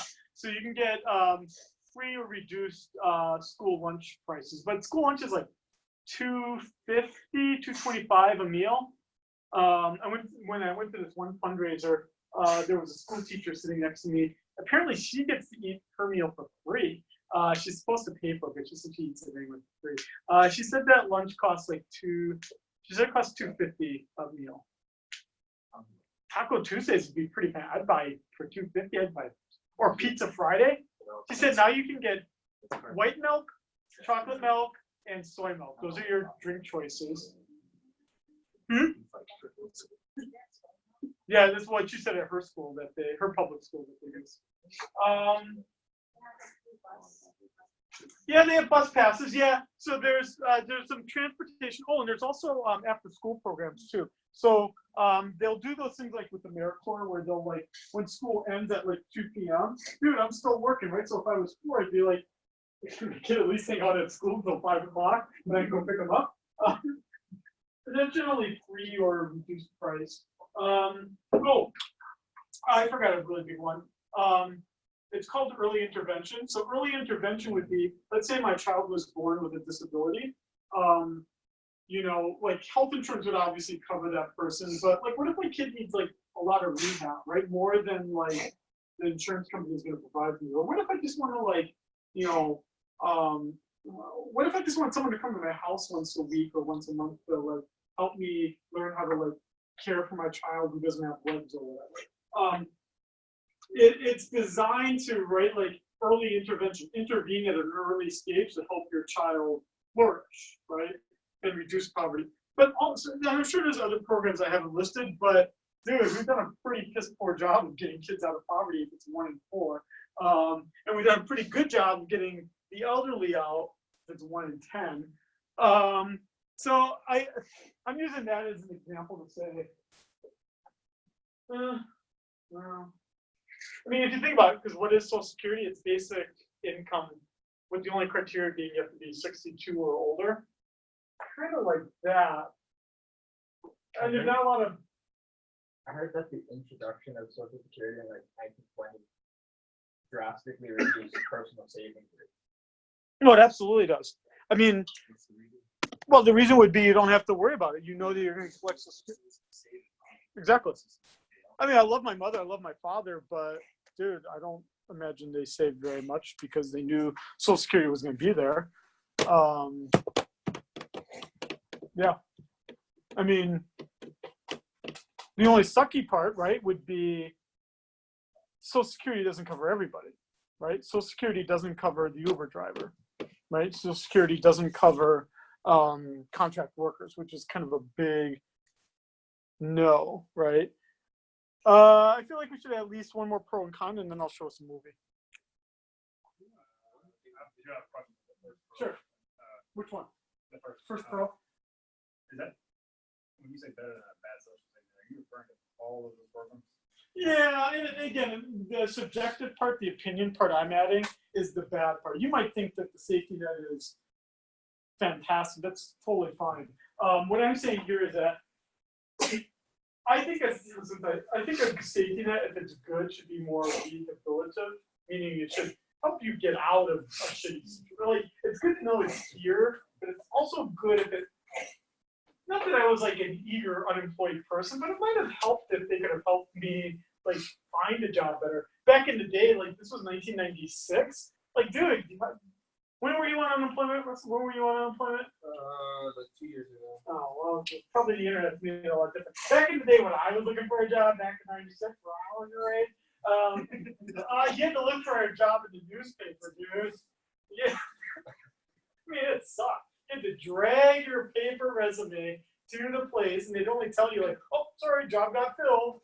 I mean, it sucked. And, you know, and they made you, like, try to find 15, like, employers every week. Like, dude, I was just trying to, like, make up names and hope they didn't check it out. I thought there's no way they can call 15 people for each person. You're just hoping you're not the random,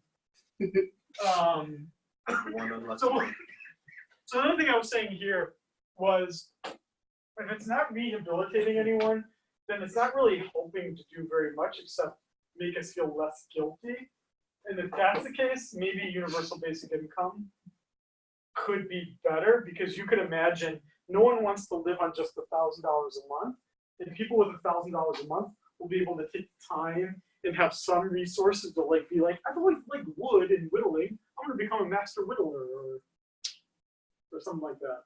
I have a pro and a con. Good. I'm gonna take this first, then I'll get to. And it's like the same thing though. Fantastic.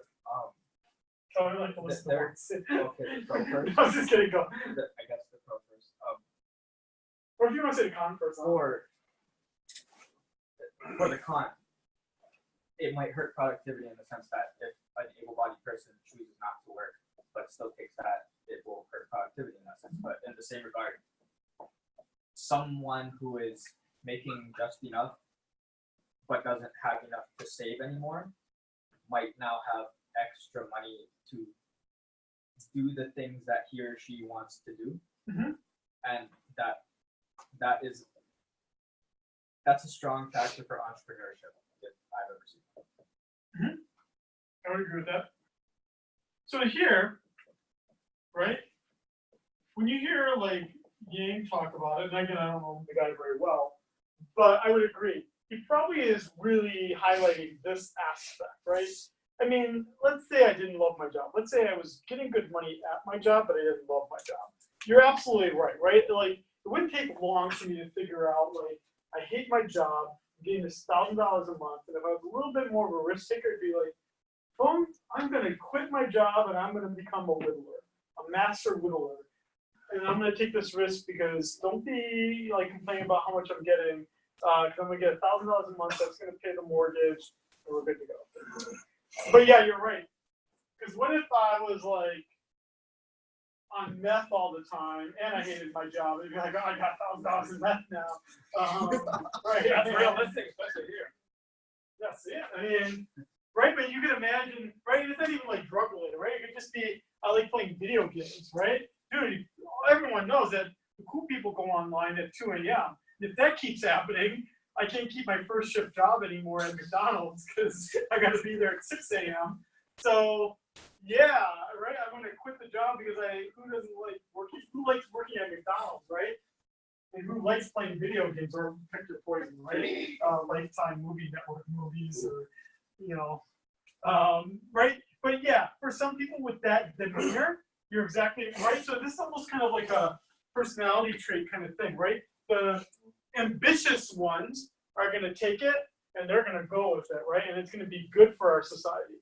And right, the non-ambitious are going to be like, fantastic, I'll take the $1,000 a month, and they'll do something that the ambitious wouldn't choose to do, and it could make society worse off. So yeah, I'll go with either or. Okay, but a response to even those points, like you could solve the same problem by giving universal health care. Okay.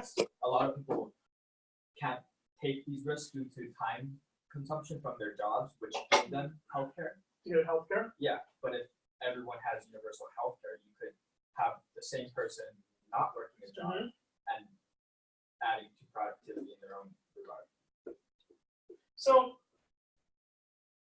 I'm gonna say one thing, then I'm gonna call on Jazz, and then I'm gonna call on Eva. But also I have to go. Okay, well that's good. Then you can like throw a bomb and the CEO I was talking to on the plane, he was originally from Canada, he's from Nova Scotia. And again, he's like a CEO of a company, makes a lot of money. He's 72 years old. And he was eligible for the Canadian healthcare system, but he didn't use it. He had this like private policy. I asked him like, what's your experience? And it was the complaint I've heard before from other Canadians, is that basically, yes, everything is free, but you wait incredibly long for everything because there's not enough specialists and there's not enough doctors. So he was saying he needed both of his knees replaced. He waited for 2 years and he never got them. And then he finally went to Mexico and paid for it privately out of pocket. Which, right, I mean, in any universal healthcare system, I mean, think of all the problems that people have that they don't get taken care of because even with health insurance, things are expensive to take care of. Well, you can imagine, and right now who wants to become a doctor when you're going to get Medicaid-like reimbursement rates, right? I mean, being a doctor, if you're not, like, even Kaiser doctors, which obviously are, like, core of the group, right? They get it pretty good. They don't have to worry about who getting enough patients because they're Kaiser doctors, right? And then private practice doctors, they get good money because, right, they're getting good reimbursement rates, but they do have to worry about their business, right? And getting enough patients in the door. Yeah, I would agree. Universal healthcare can, right? We could replace universal basic income with universal healthcare, and maybe people still would take those chances, right? Because they could still say, "I'm gonna get rid of my job, but don't worry, phone. I'm still gonna we still have healthcare, and I'm gonna become a whittler, and I'm gonna do this job." Yeah. Okay, Jasmine, what do you want to say? Oh, I kind of found a flaw that it doesn't take in cost of living into account. Yeah. Because it kind of reminded me of like the BAH, like the basic housing allowance that the military gets. Yeah. And we get it like based on cost of living. So it's like 2,000 something here for my husband who's a sergeant. Right. And then in Texas, it's like only like 1,100. Mm-hmm. So $1,000 would not get anyone anything in Hawaii. Like you can even like maybe you can like rent a house, but then you don't have any food. But also too, right? Isn't there also this issue too with that allowance that you get that if you try to find like an apartment near the base, what's the rent going to be? $2,100 a month, right? Because right, the landlords also know the number as well, right? So everyone's just going to raise the price to be something pretty close to what the allowance is, right? So that when the realtor or the the person takes you there, they'll be like, "Yep, we'll take the voucher, take the whole amount." And, well, but you know what I'm trying to say. Like, but what it will do is that, right? If everyone got $1,000 a month, a lot of the things that we buy, everyone knows that we're going to get $1,000 a month. And they will replace it. So right now in Alaska, so the best example we have, no one here is from Alaska, but if you're from Alaska, you get that dividend based on the oil drilled out. You get a dividend. And when that dividend is issued in August, Alaska Airlines does a thing where they say, we'll take your dividend check and you get a flight to the US, right? And so everyone knows, right, that everyone, right, in this case, all the businesses, all the things know that this amount's coming in, and they're going to raise their price or they're going to just try to drum up business by, right? Because then if you're an Alaskan, right, the only Alaskan I know is Molly of Denali. It's a PBS show. It's pretty cool. Has anyone seen this show? Oh, my God. For Dream, I guess your daughter's not watching TV yet, but Are you gonna be an anti-TV watching mother, or really? There's a lot. Do you do or do not? Oh, you're gonna miss out. Oh, come on. No, I'm not gonna clap to that. No, Molly of Denali. She is so cool. She she didn't even let me look her up. Okay, I'm just typing it in. I don't know exactly what I'm gonna see. It looks like Dora. Yeah, basically, but it's really, yeah, but she's really cool. She's got her friend Toomey. This episode was made possible in part by The song is only the best part. I'm skipping to the song. Oh yeah. No, it's Molly. No, you're missing a good song. She's Molly of Denali, Denali of Alaska. She's got a friend.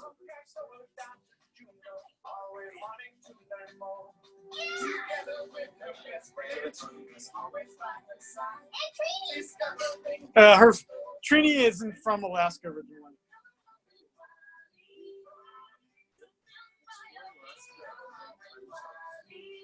Now, when this song is playing in the background, there's a point now then where my 6-year-old and 1-year-old can really get into the song because there's a point where there's like participation here. So then you find whatever you can to like bang on something to do the song, huh?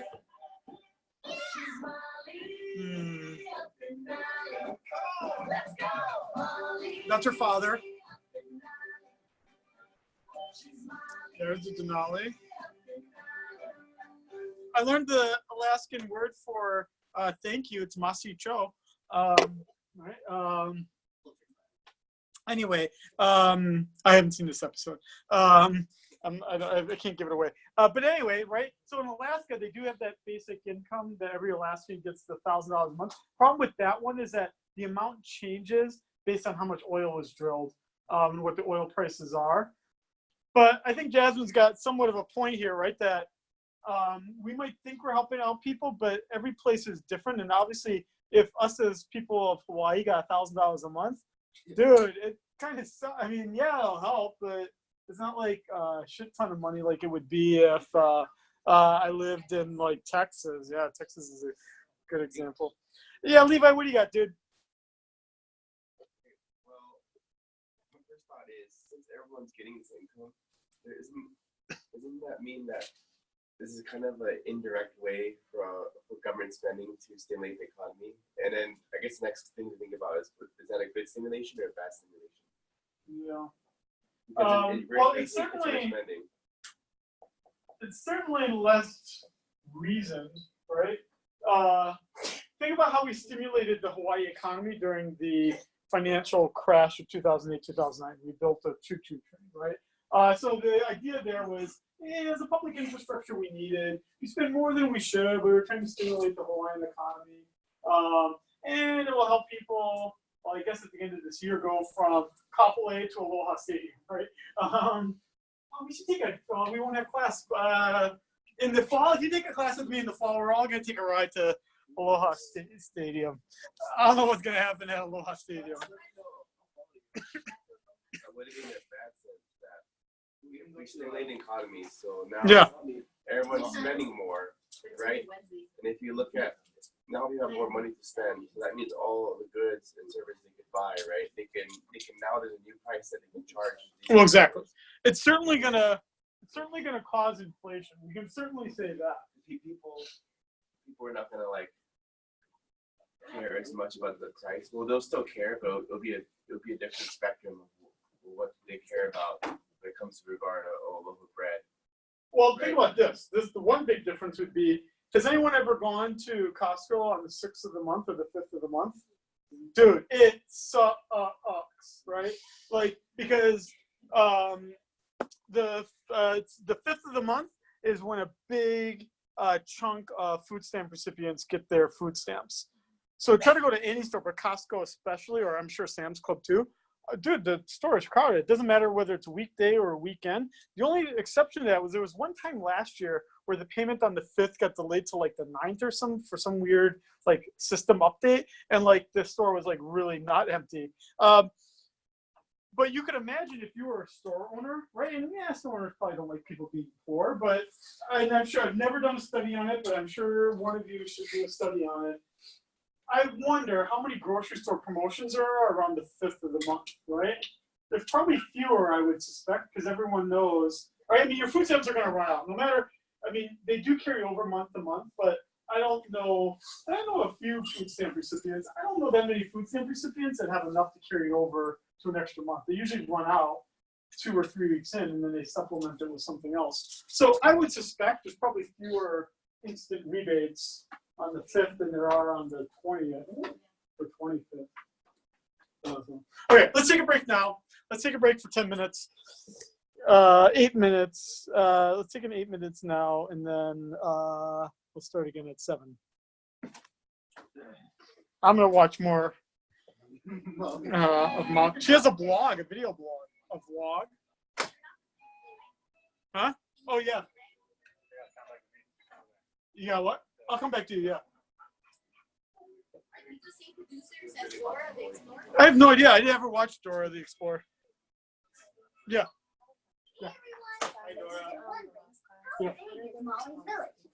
So all right. Oh, that's a good idea. So you only have to. So because it's writing intensive, we have to. Everyone has to write something. So everyone decided that instead of doing exams or doing like a research paper or something like that, you're just going to have to write 10 response papers that have to be a page to do. So you have 10 days to do it. Okay. I'll write about it more in the syllabus. So like for this one, it's due on the 2nd. Exactly. Yeah. So every 10 days, you just have to write something that's on the page to do. And it's going to be 3 paragraphs. And is there like a prompt, or we just write how we feel about the topic? Exactly. But I'll write a thing about it, like like an introduction, what you feel about the topic in some way that it connects to some other class you've taken or life experience or whatever. Okay. Yeah. Don't worry about it. It's going to be super easy. Okay. Table, chairs. Ooh. Oh, this is when Trini moves in. This is when Trini moves in. This is the episode when Trini moves in. Yeah, because her father works for the military. We got you, me, Oscar, Vera, and New Kid. That's 5 players. That's enough for. Yeah, this is the episode with Trini. I gotta tell Truman about this. Oh, this is cool. Yeah, there she is. Oh, hi. I'm Molly. That's Tootie. Trini. Here's a bear. Do you always find people when they move to town? Ooh, Yes. snap. Remember? We did it with Oscar and Vera? What Tootie means to say is we need one more person for a basketball team. Do you play? Yeah, I play. That's so great. Wow. You're short. Huh? How old are you? Are you saying I'm not old enough to play? No. It's just that basketball is a tough sport. Are you saying I'm not tough enough? Oh, she is pissed off. Goes back to my theory. Shorter people are generally more fiery. I guess we'll never find out. Oh, snap. What just happened? I think you made her mad is what happened. Duh. By accident. I don't know. Maybe it's a Texas thing. I mean, it's a Texas thing, huh? Texas.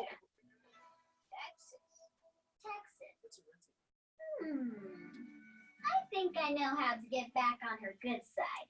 Big bunch of beef and steak.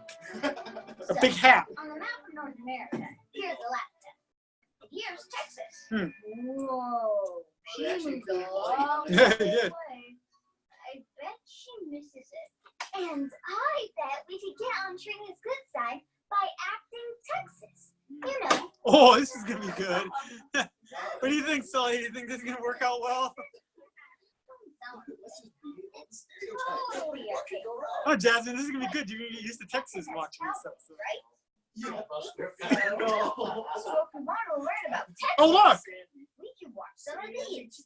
Oh, look at that. That's like a magician? Or what was that guy? Look at that thing. What was that guy? He was like Texas has cowboys, right? I think so.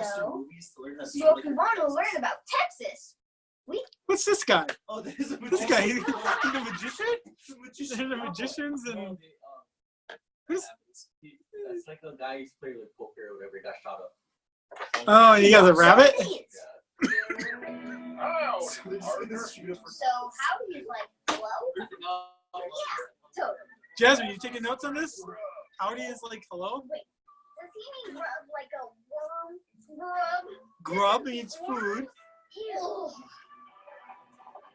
You guys are special.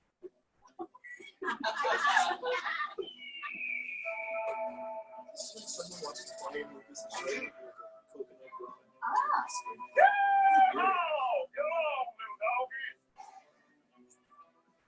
Wow. Reckon you got a handle on Texas, partner?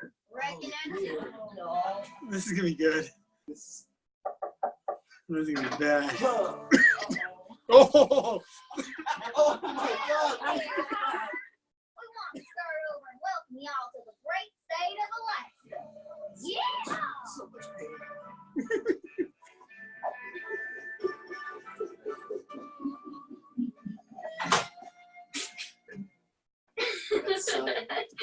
Tui, I said I needed more practice.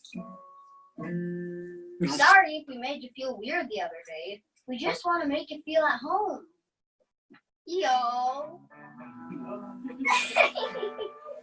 You think that's how we act in Texas?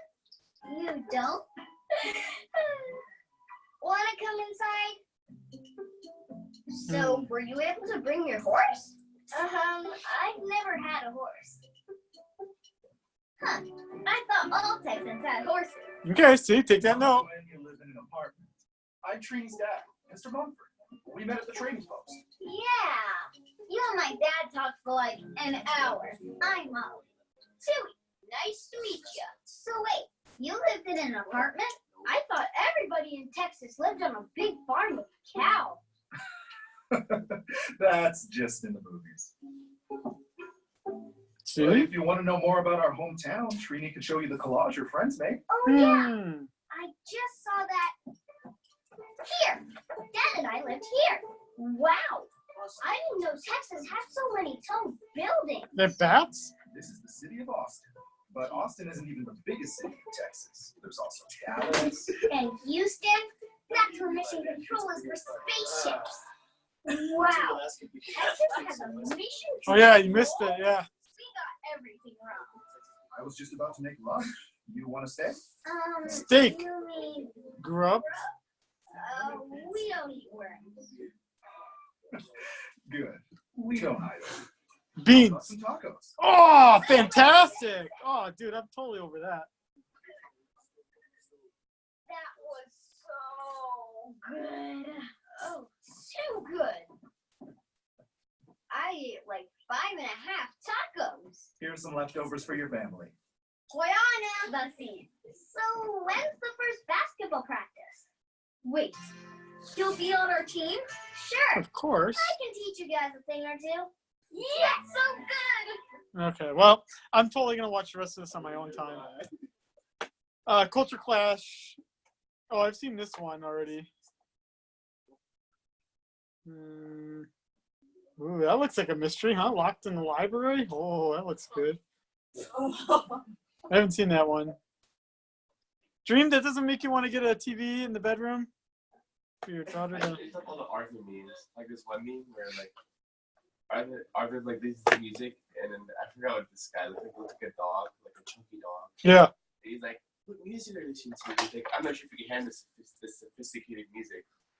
No. And then he's like, I'm sure I can. He's like, Yeah. right, well, here you go. And he plugs in the earphones and then the meme is kind of like crazy. Like dark side trend. Yeah. Screamo music. Eh. And basically the whole screen would just vibrate and just spin around in a circle like, oh shit. The music is too much. So this is one when I was watching like a few things just to get ready or trying to after I'd done some research. So I'm gonna go back to asking people stuff to talk. But there's two TEDx. It's kind of like TED, but it's kind of like a TED Talk, but it's kind of like not as like you don't have to be as like famous, right? You have to be like super famous to get a TED Talk. You have to be like I don't know, like you have to be pretty famous. But you can be Federico Pistono, and you can get this, because all he had to do is talk to the guy who organized the Harlem TED conference, and right, he must have known someone well enough. But this goes back to the one that we talked about. Well, Cody's not here anymore, but automation as the one idea of a way to get out of This was an idea born in the mountains. What did you guys make here? The breeze is hot.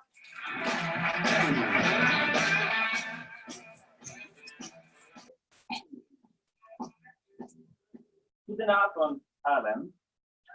He's Dutch. Pretty good? Yeah?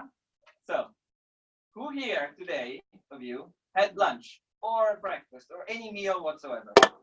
Great. We're lucky because there is about 1 billion people on the planet who live in absolute poverty. And they don't have this privilege. Getting a meal is maybe a fanciful thing. And even industrialized nations with very developed countries, there's about 15% who live below the poverty line, like in the United States or even Italy. Now, the story that we tell ourselves to justify these kinds of things doesn't really, it's compelling to hear because it's reassuring, but it's not real. And it's no surprise that we like stories. We evolved by listening to stories, and that's our brains have developed for hundreds of thousands of years. And some of these stories became bestsellers. One of them was the great epic of capitalism versus socialism. And of course, we all know the story. Well, depends who you ask or who told you the story. And it also works the other way around. And this story, if you really dig deep, they're just fairy tales. Because the reality is very different. There is not a single truly 100% capitalist country in the world, as there is no truly socialist country in the world. They're all many variations of the two and other ideological systems and other types of societies. But the wealthiest and the healthiest of countries are those that have learned to actually combine the best of them by looking at the evidence and the results instead of just sticking to an ideology and telling themselves a reassuring story. We have some of the prime examples of this in the Scandinavian and some of the more continental European countries. And I could even include the Netherlands to some respect.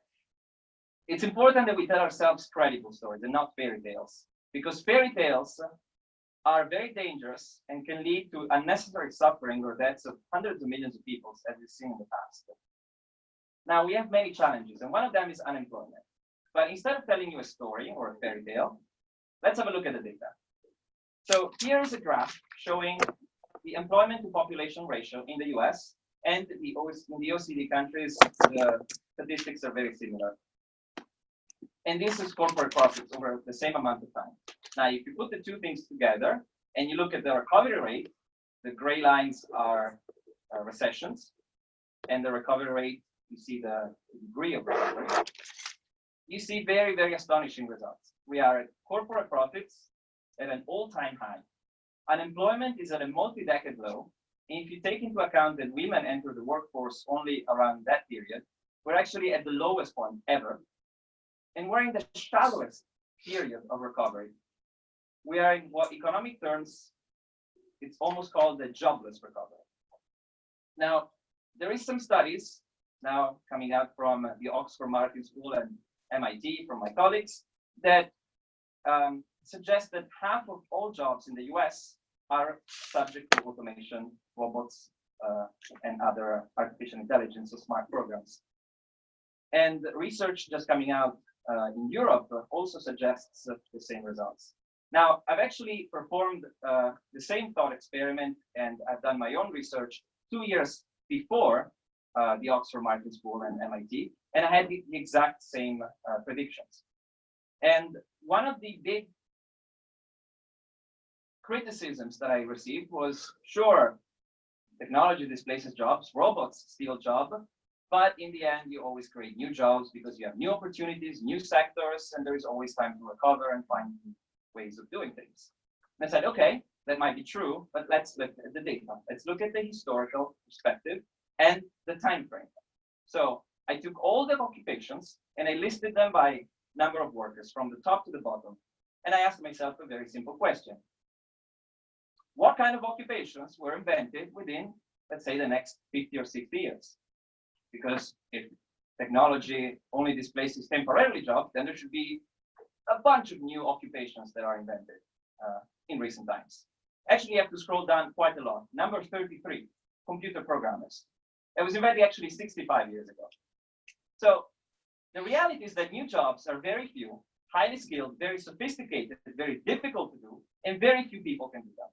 And certainly not the 45-year-old truck drivers, maybe 70 or 80 million of them who are going to be totally displaced within the next 5 to 7 years. Another hundreds of millions of people in other professions. So think about a 45-year-old truck driver having to compete with a 17-year-old Ukrainian whiz kid who writes 4 apps a day on his computer. Not very credible. And if you look at another trend, the multi-billion-dollar companies of today employ fewer and fewer people, and they have a bigger revenue per employee. If you take Apple, Google, Facebook, and Amazon, you combine them, they are worth more than $1 trillion together, but they only create 150,000 jobs. And the newest companies create even more revenue per employee because they're worth billions and billions in a very short amount of time, and they employ a few dozens or at maximum a few hundreds of people.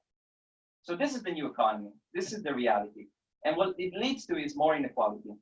Now, I'm not stating that this is the only reason for inequality, but it certainly exacerbates whatever level of inequality you might have. And if you look at the global picture of inequality, the situation is quite dire. You divide the population in 25 percentiles, and you see that the 75% on the bottom owns less than 20% of all the wealth.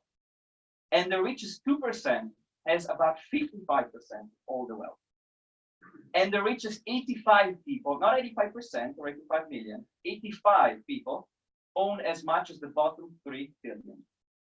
This is the reality, and it's only getting worse and worse. This is worse than medieval time during the feudal era.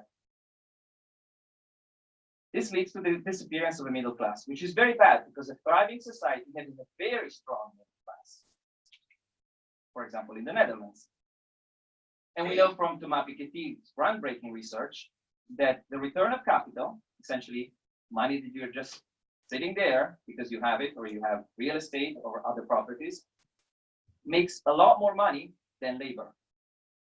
So those who have more capital will only make more in this kind of system. And it's a problem that works at the structural level. This creates structural inequality, which is very different from temporary equality or cyclical inequality.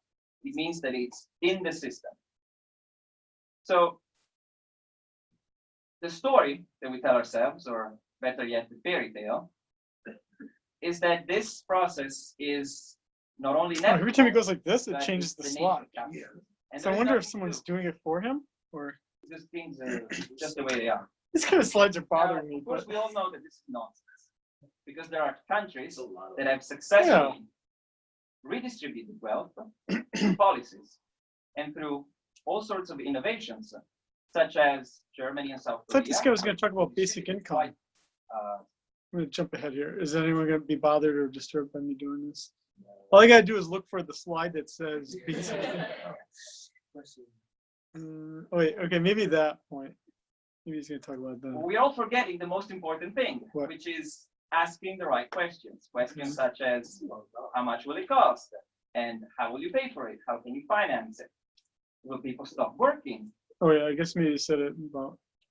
Let's go back a little bit more and see if he says it to me. They either agree because of subordination in the spirit of the people. The problem with the public debate that I noticed is that it's very much based on ideology and the moral argument. So whether you agree or not, I can't watch 20 I'm minutes of not this. very much interested in that. I'm interested in the fact that nobody's having a real discussion. Very few are having a real discussion about this stuff. They either agree because of some ideological. I can't do it. You can watch it on your own time. I want to get to something better than this. Okay, there's got to be something better than this. Okay, but this is the website. So if you want to, this is the title of it. There's a better one. I got a movie trailer that we can watch here. We don't have the movie unless one of you wants to get it for free for us. We could watch it if you want to BitTorrent it. But there was a movie. I just don't want to pay the $30 to watch it because I'm not going to spend $30 for you all. That's my basic income. I thought there was a trailer.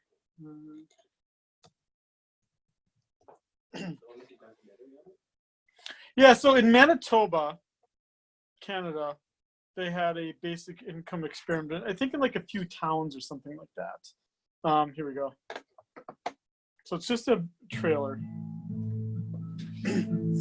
Round you go, round you stay. Listen turns night calls to stay. Dog was unique. It was the only time that an entire town was offered a basic income. They were told to pack up the data. This thing was sitting at the back of my mind. What had happened to all those people? That's pretty interesting. Nobody knew who was on the program. People did not want to talk about private things such as financial situations. Few people work less if they're given a basic income. I wondered whether we could find anything out from all the data that was collected about whether or not families benefited. Someone should totally find a way to steal this movie so we can watch it. I'm not smart enough to figure it out. I did go on this website, and that was where it told me it was $30, and I wasn't going to pay for it.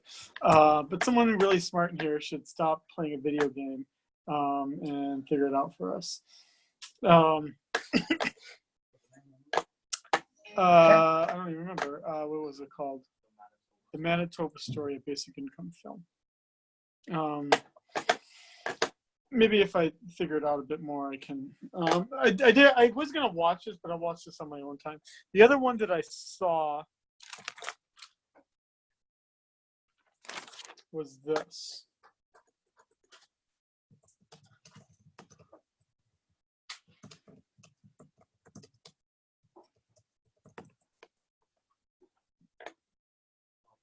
This was the Maastricht one.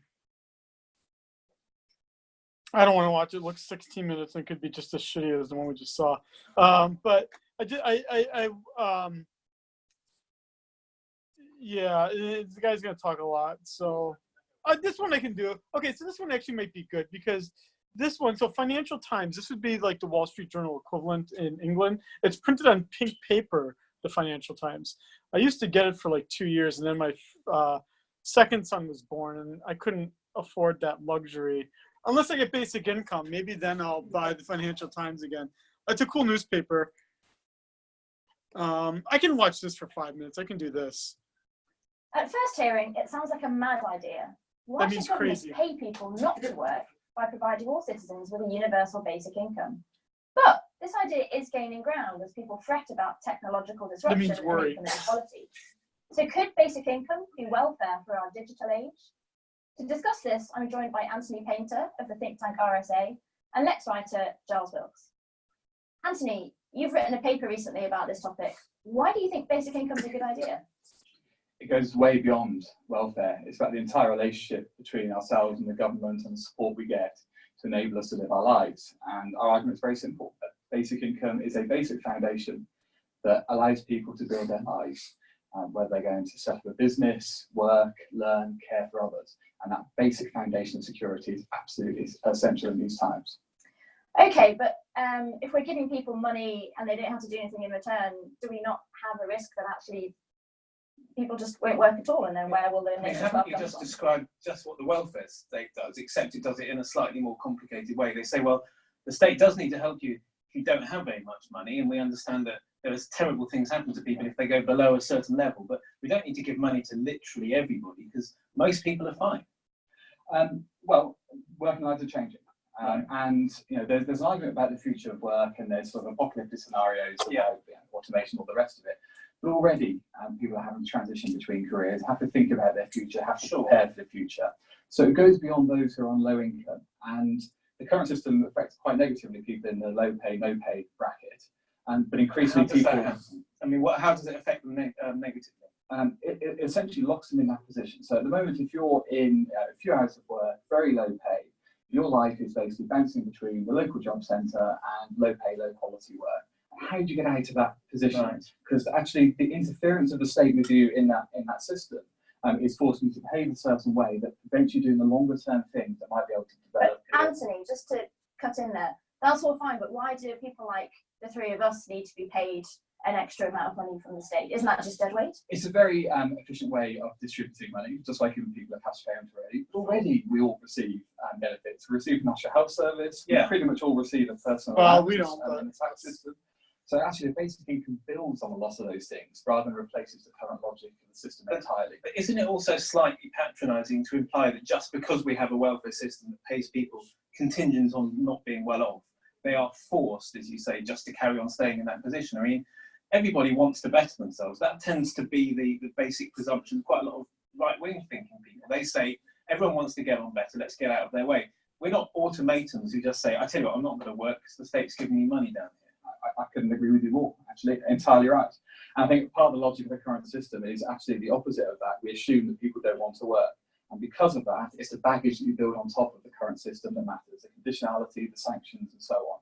But I have to emphasize this point, it's not just about welfare, it's about tax and support for life and work beyond that. And the problem is if you narrow this debate to being just about welfare, you missed a bigger argument, which is about how we live our working lives going forward and what support we have in order to do that. Okay, what about labour force participation though?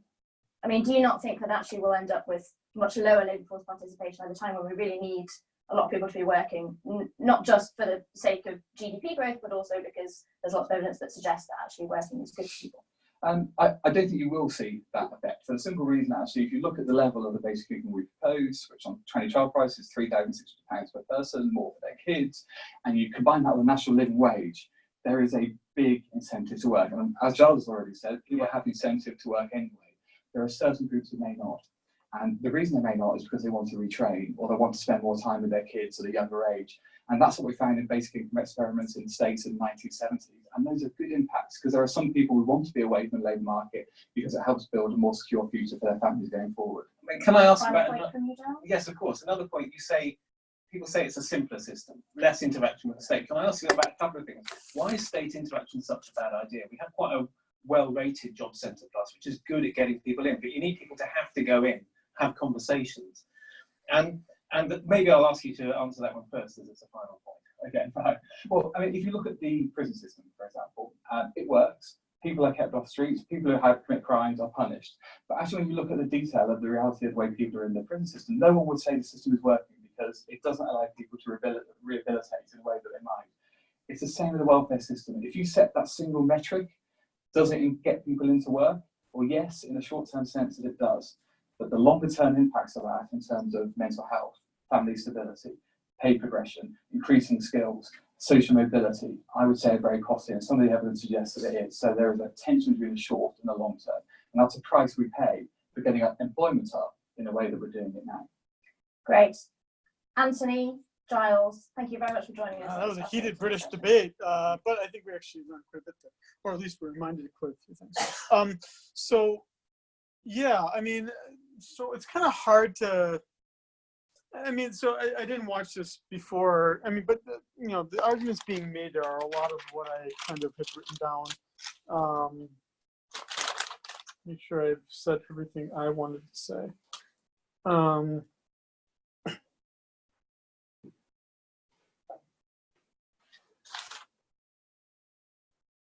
Yeah, I mean, that's why I kind of left it on the middle of the road. Like, a lot of the things we've been kind of writing out here,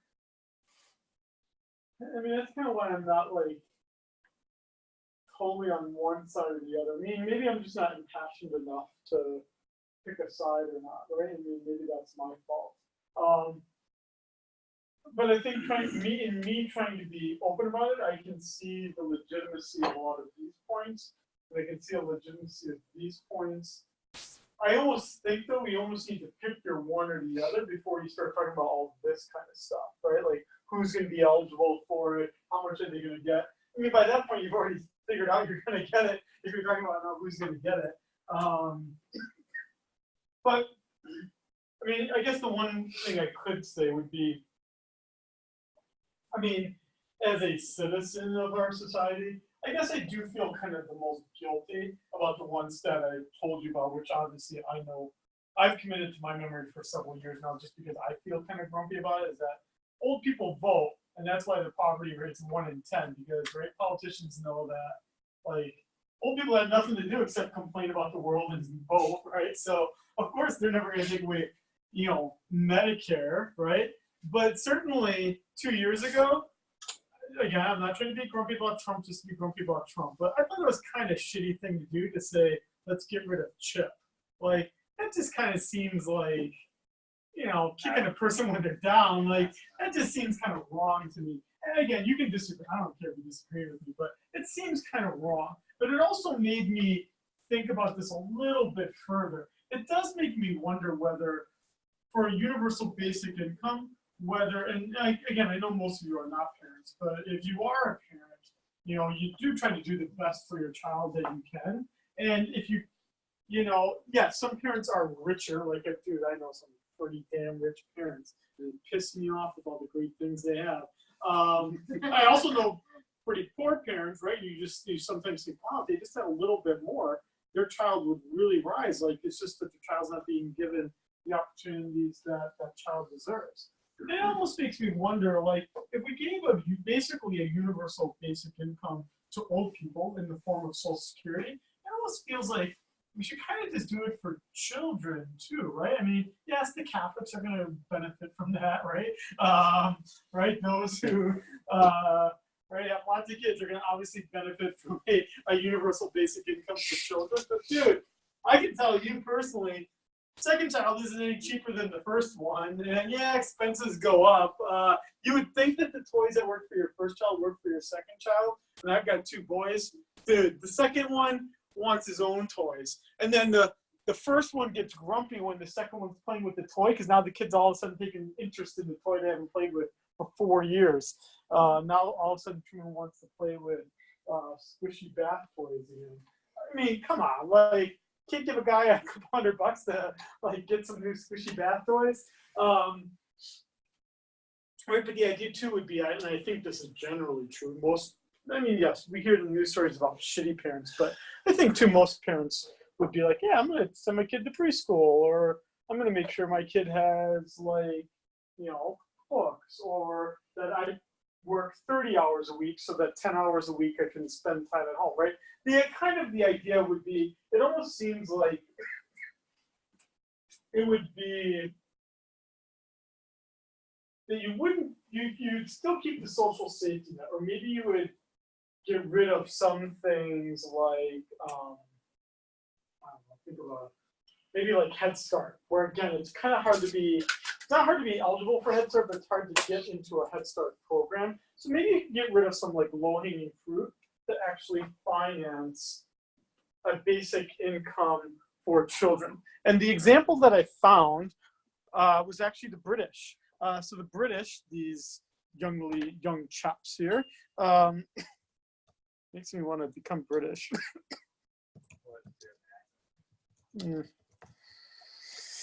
Yeah. What is it?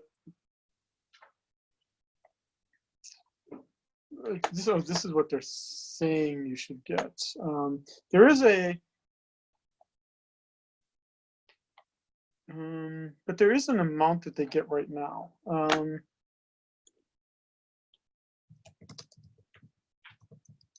Let's just go UK. Yeah, so you get 20 pounds, so that's about $50. You get about $50 a week for your oldest child, and then you get about $30 a week for every other child. Now, it is means tested, so that would mean then it's not universal. I doubt you can raise a child on, you can't raise a child on that kind of amount, but the idea would be, by virtue of the fact that you're having kids, that you get a certain amount. I don't know. I do think it would actually do a lot to, it'd be given to the parent. We know that parents, again, there's bad examples out there, and some parents will totally fuck over their kids and be shitty parents, but they were going to be shitty parents whether they got basic income or not. Most parents, I think, are good parents, and they probably would give their child some things that they want to give them that they can't actually afford for them. I don't know, that's my only personal commentary about this. We got about 14 minutes left. Does anyone want to say anything else? Want to add anything else? I had another pro. Sure, I'll add the pro to this. Another question. Sure. What do you want? Well, it's related to number one. You might even consider the thing, but there would be a lack of need to deal with the bureaucracy of the other safety net programs, especially the unemployment. So unemployment. I'm going to add it like this because, I mean, anyone who's had to deal with the system in any kind of way, there's generally speaking some very good, kind-hearted people that work in the system, right? They try to bend the rule, they try to help, right? Someone who's eligible for Medicaid in every way that they can, right? And they're kind of like, you know how like, I can't imagine any of you are elementary ed students, right? I mean, I've known very few elementary educations. I had some friends in like at Notre Dame that were like that, but most of those were like people that wanted to become nuns and then decided not to, and that's what they became instead was elementary. Right, I went to Notre Dame, so it was obviously all Catholics. Right, it was typically women, very kind-hearted, huge hearts, right, and were fine living a piss poor existence. Then they decided not to become an elementary school teacher, and they became a social worker, right? So they don't care about the pay; they just try to help people out. Then but it's like a binary condition because you got the really, really nice people with big heart, kind person, and then it's the opposite end of the spectrum. It's like their last name is USA, and they don't want to give away any money to anyone under any circumstances, right? And they got a big fat post-it note filled book that finds every way to disqualify someone, right? I mean, my experiences with the public sector has been those are the two extremes. Fantastic person, shitty person. Yeah, we have a system where you're like, dude, the guy's got no legs, you denied him disability because you didn't fill out form SA 204. Like, yeah, dude, let's get rid of that system, right? I mean, I'd be happy with that. Well,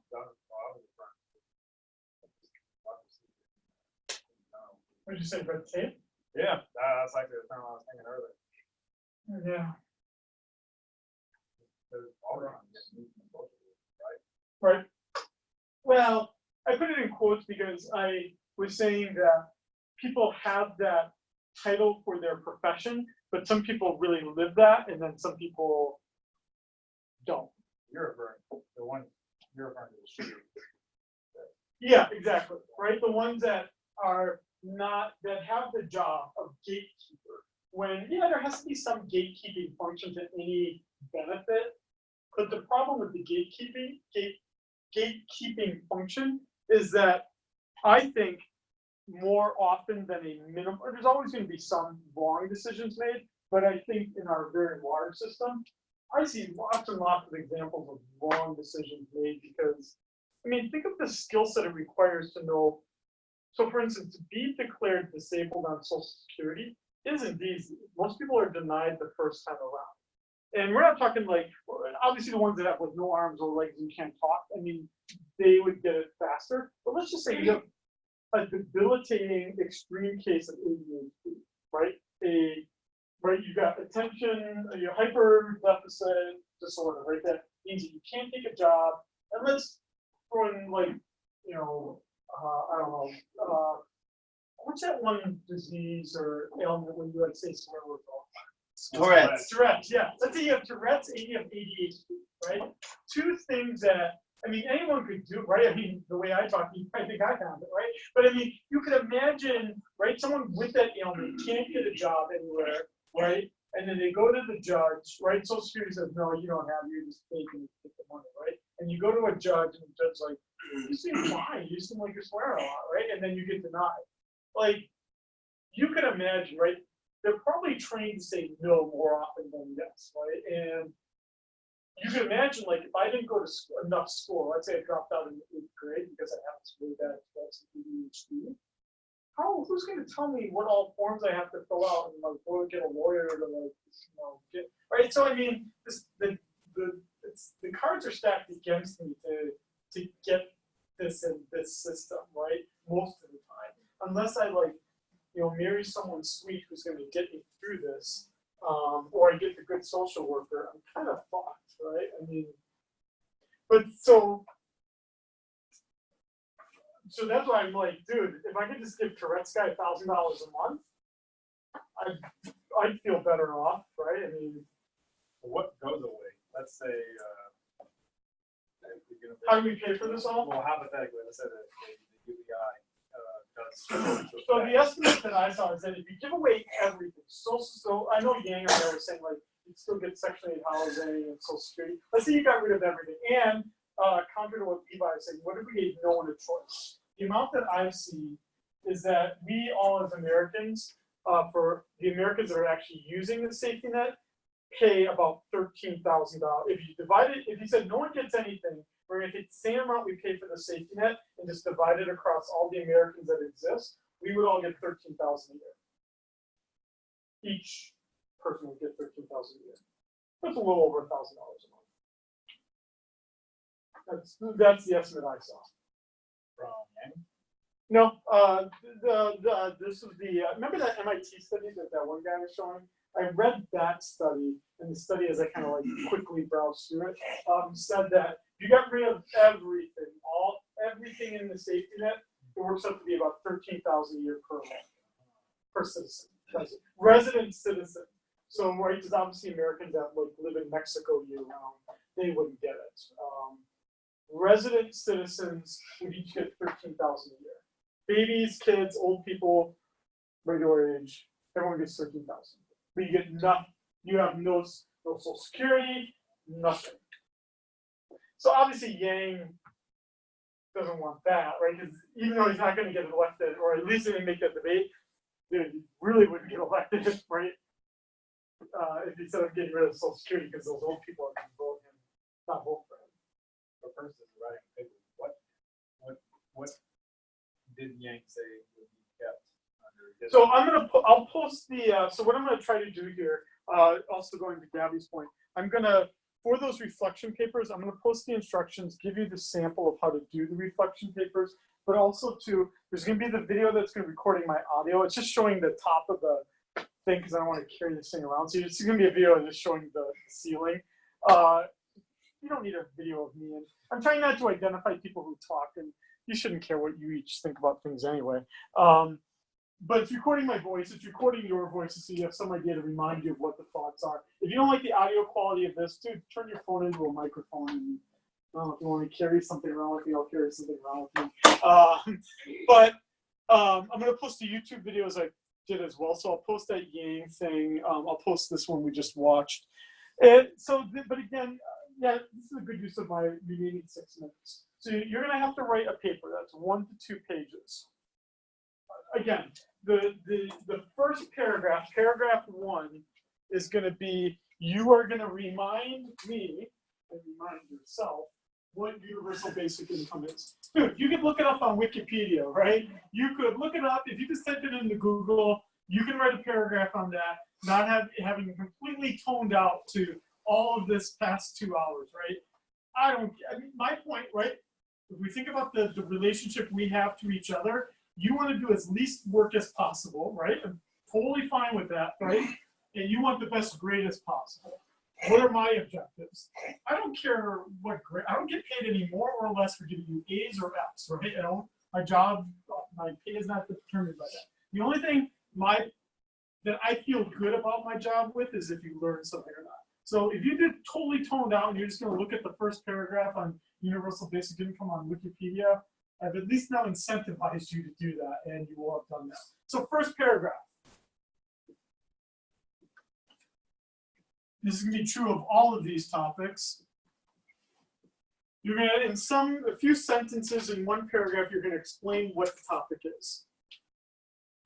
This is a bit more of a factual paragraph, basically, right? You're not inserting your opinion at this point. Second paragraph. I want you to make a connection in some way, shape, or form to your life, to your other courses, something you want to do in your life. Somehow make it apply to what you want to do. and almost anything you can find some application. Even if you don't use the social safety net or you want universal basic income, you can be like, dude, my neighbor seems really lazy, and, right? I mean, find something, right? And that he can't learn how to be a whittler. This is gonna be fantastic for him. I could see how this could really help him become that master whittler. So I don't care how you draw that connection, but find somebody to connect it to your life, what you've learned, what you want to do, some way to make it less theoretical, basically, right? Because right now we're just watching some videos and looking at a Wikipedia entry. Make it personal, basically, is another way to say this.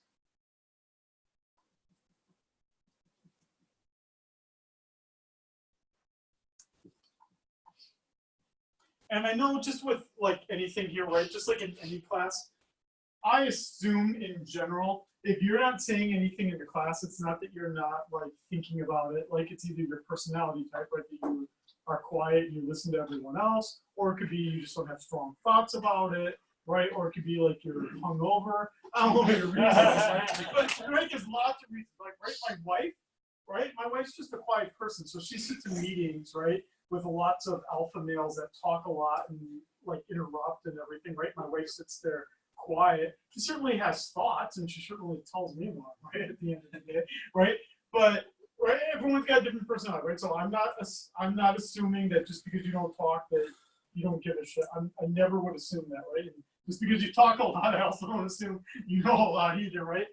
Some of us are just ingrained as talking people. Some of us are just ingrained as listeners, and thank God for that. In the third paragraph, whether you talked a lot or said nothing at all, in the third paragraph, that's what, and you can make this 5 paragraphs. I'm just saying, like, there's 3 big kind of like chunks to this reflection paper. In the third one, even if you said nothing at all, or you dominated today's discussion, which is totally fine by me, that would be what you're doing in the third part. Third paragraph, third part, however you chunk it out, that's what you're doing in the third part. I don't care how strong your beliefs are and how fantastic your beliefs are or how fucked up your beliefs are. Dude, write it there. I am not grading you based on what your beliefs are. All I'm grading you on is your ability to articulate what your beliefs are. I don't care.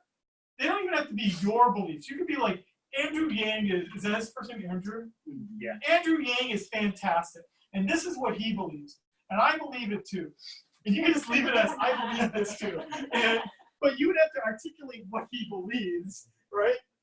And then, right, dude, right?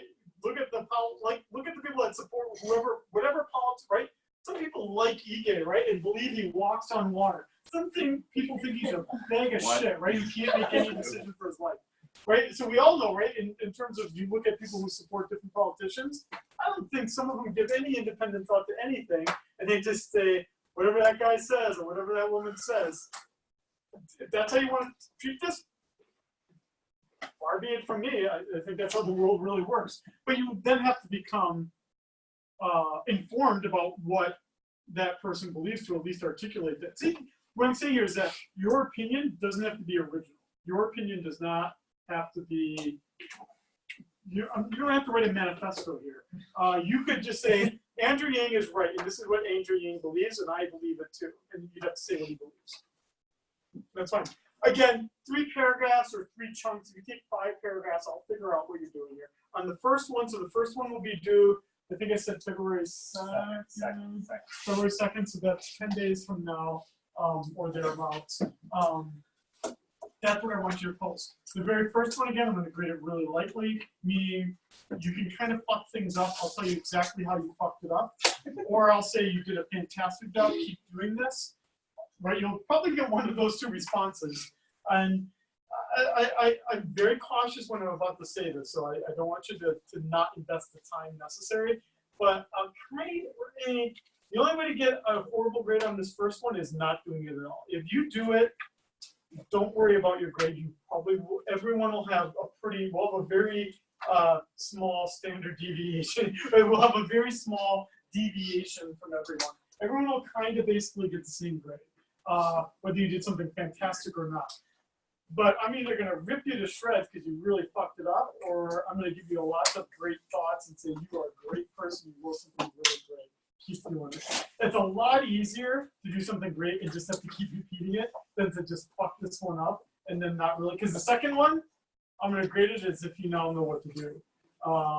Right. So the first one I'll be light, and then I'll get the feedback back to you within a day or two. Give me a day or two to kind of do it, but I'm not gonna try to let another one be due without having the feedback at least from the issue. Is everyone pretty clear about what you need to do? Yeah. Excellent. Okay. Go off into the world, make your $1,000 this month. Man, $1,000 a month. What would you do with it? I should have asked that. What would you do with $1,000 a month? Yeah, I mean. You're okay with us even doing a pro and a con? Yep.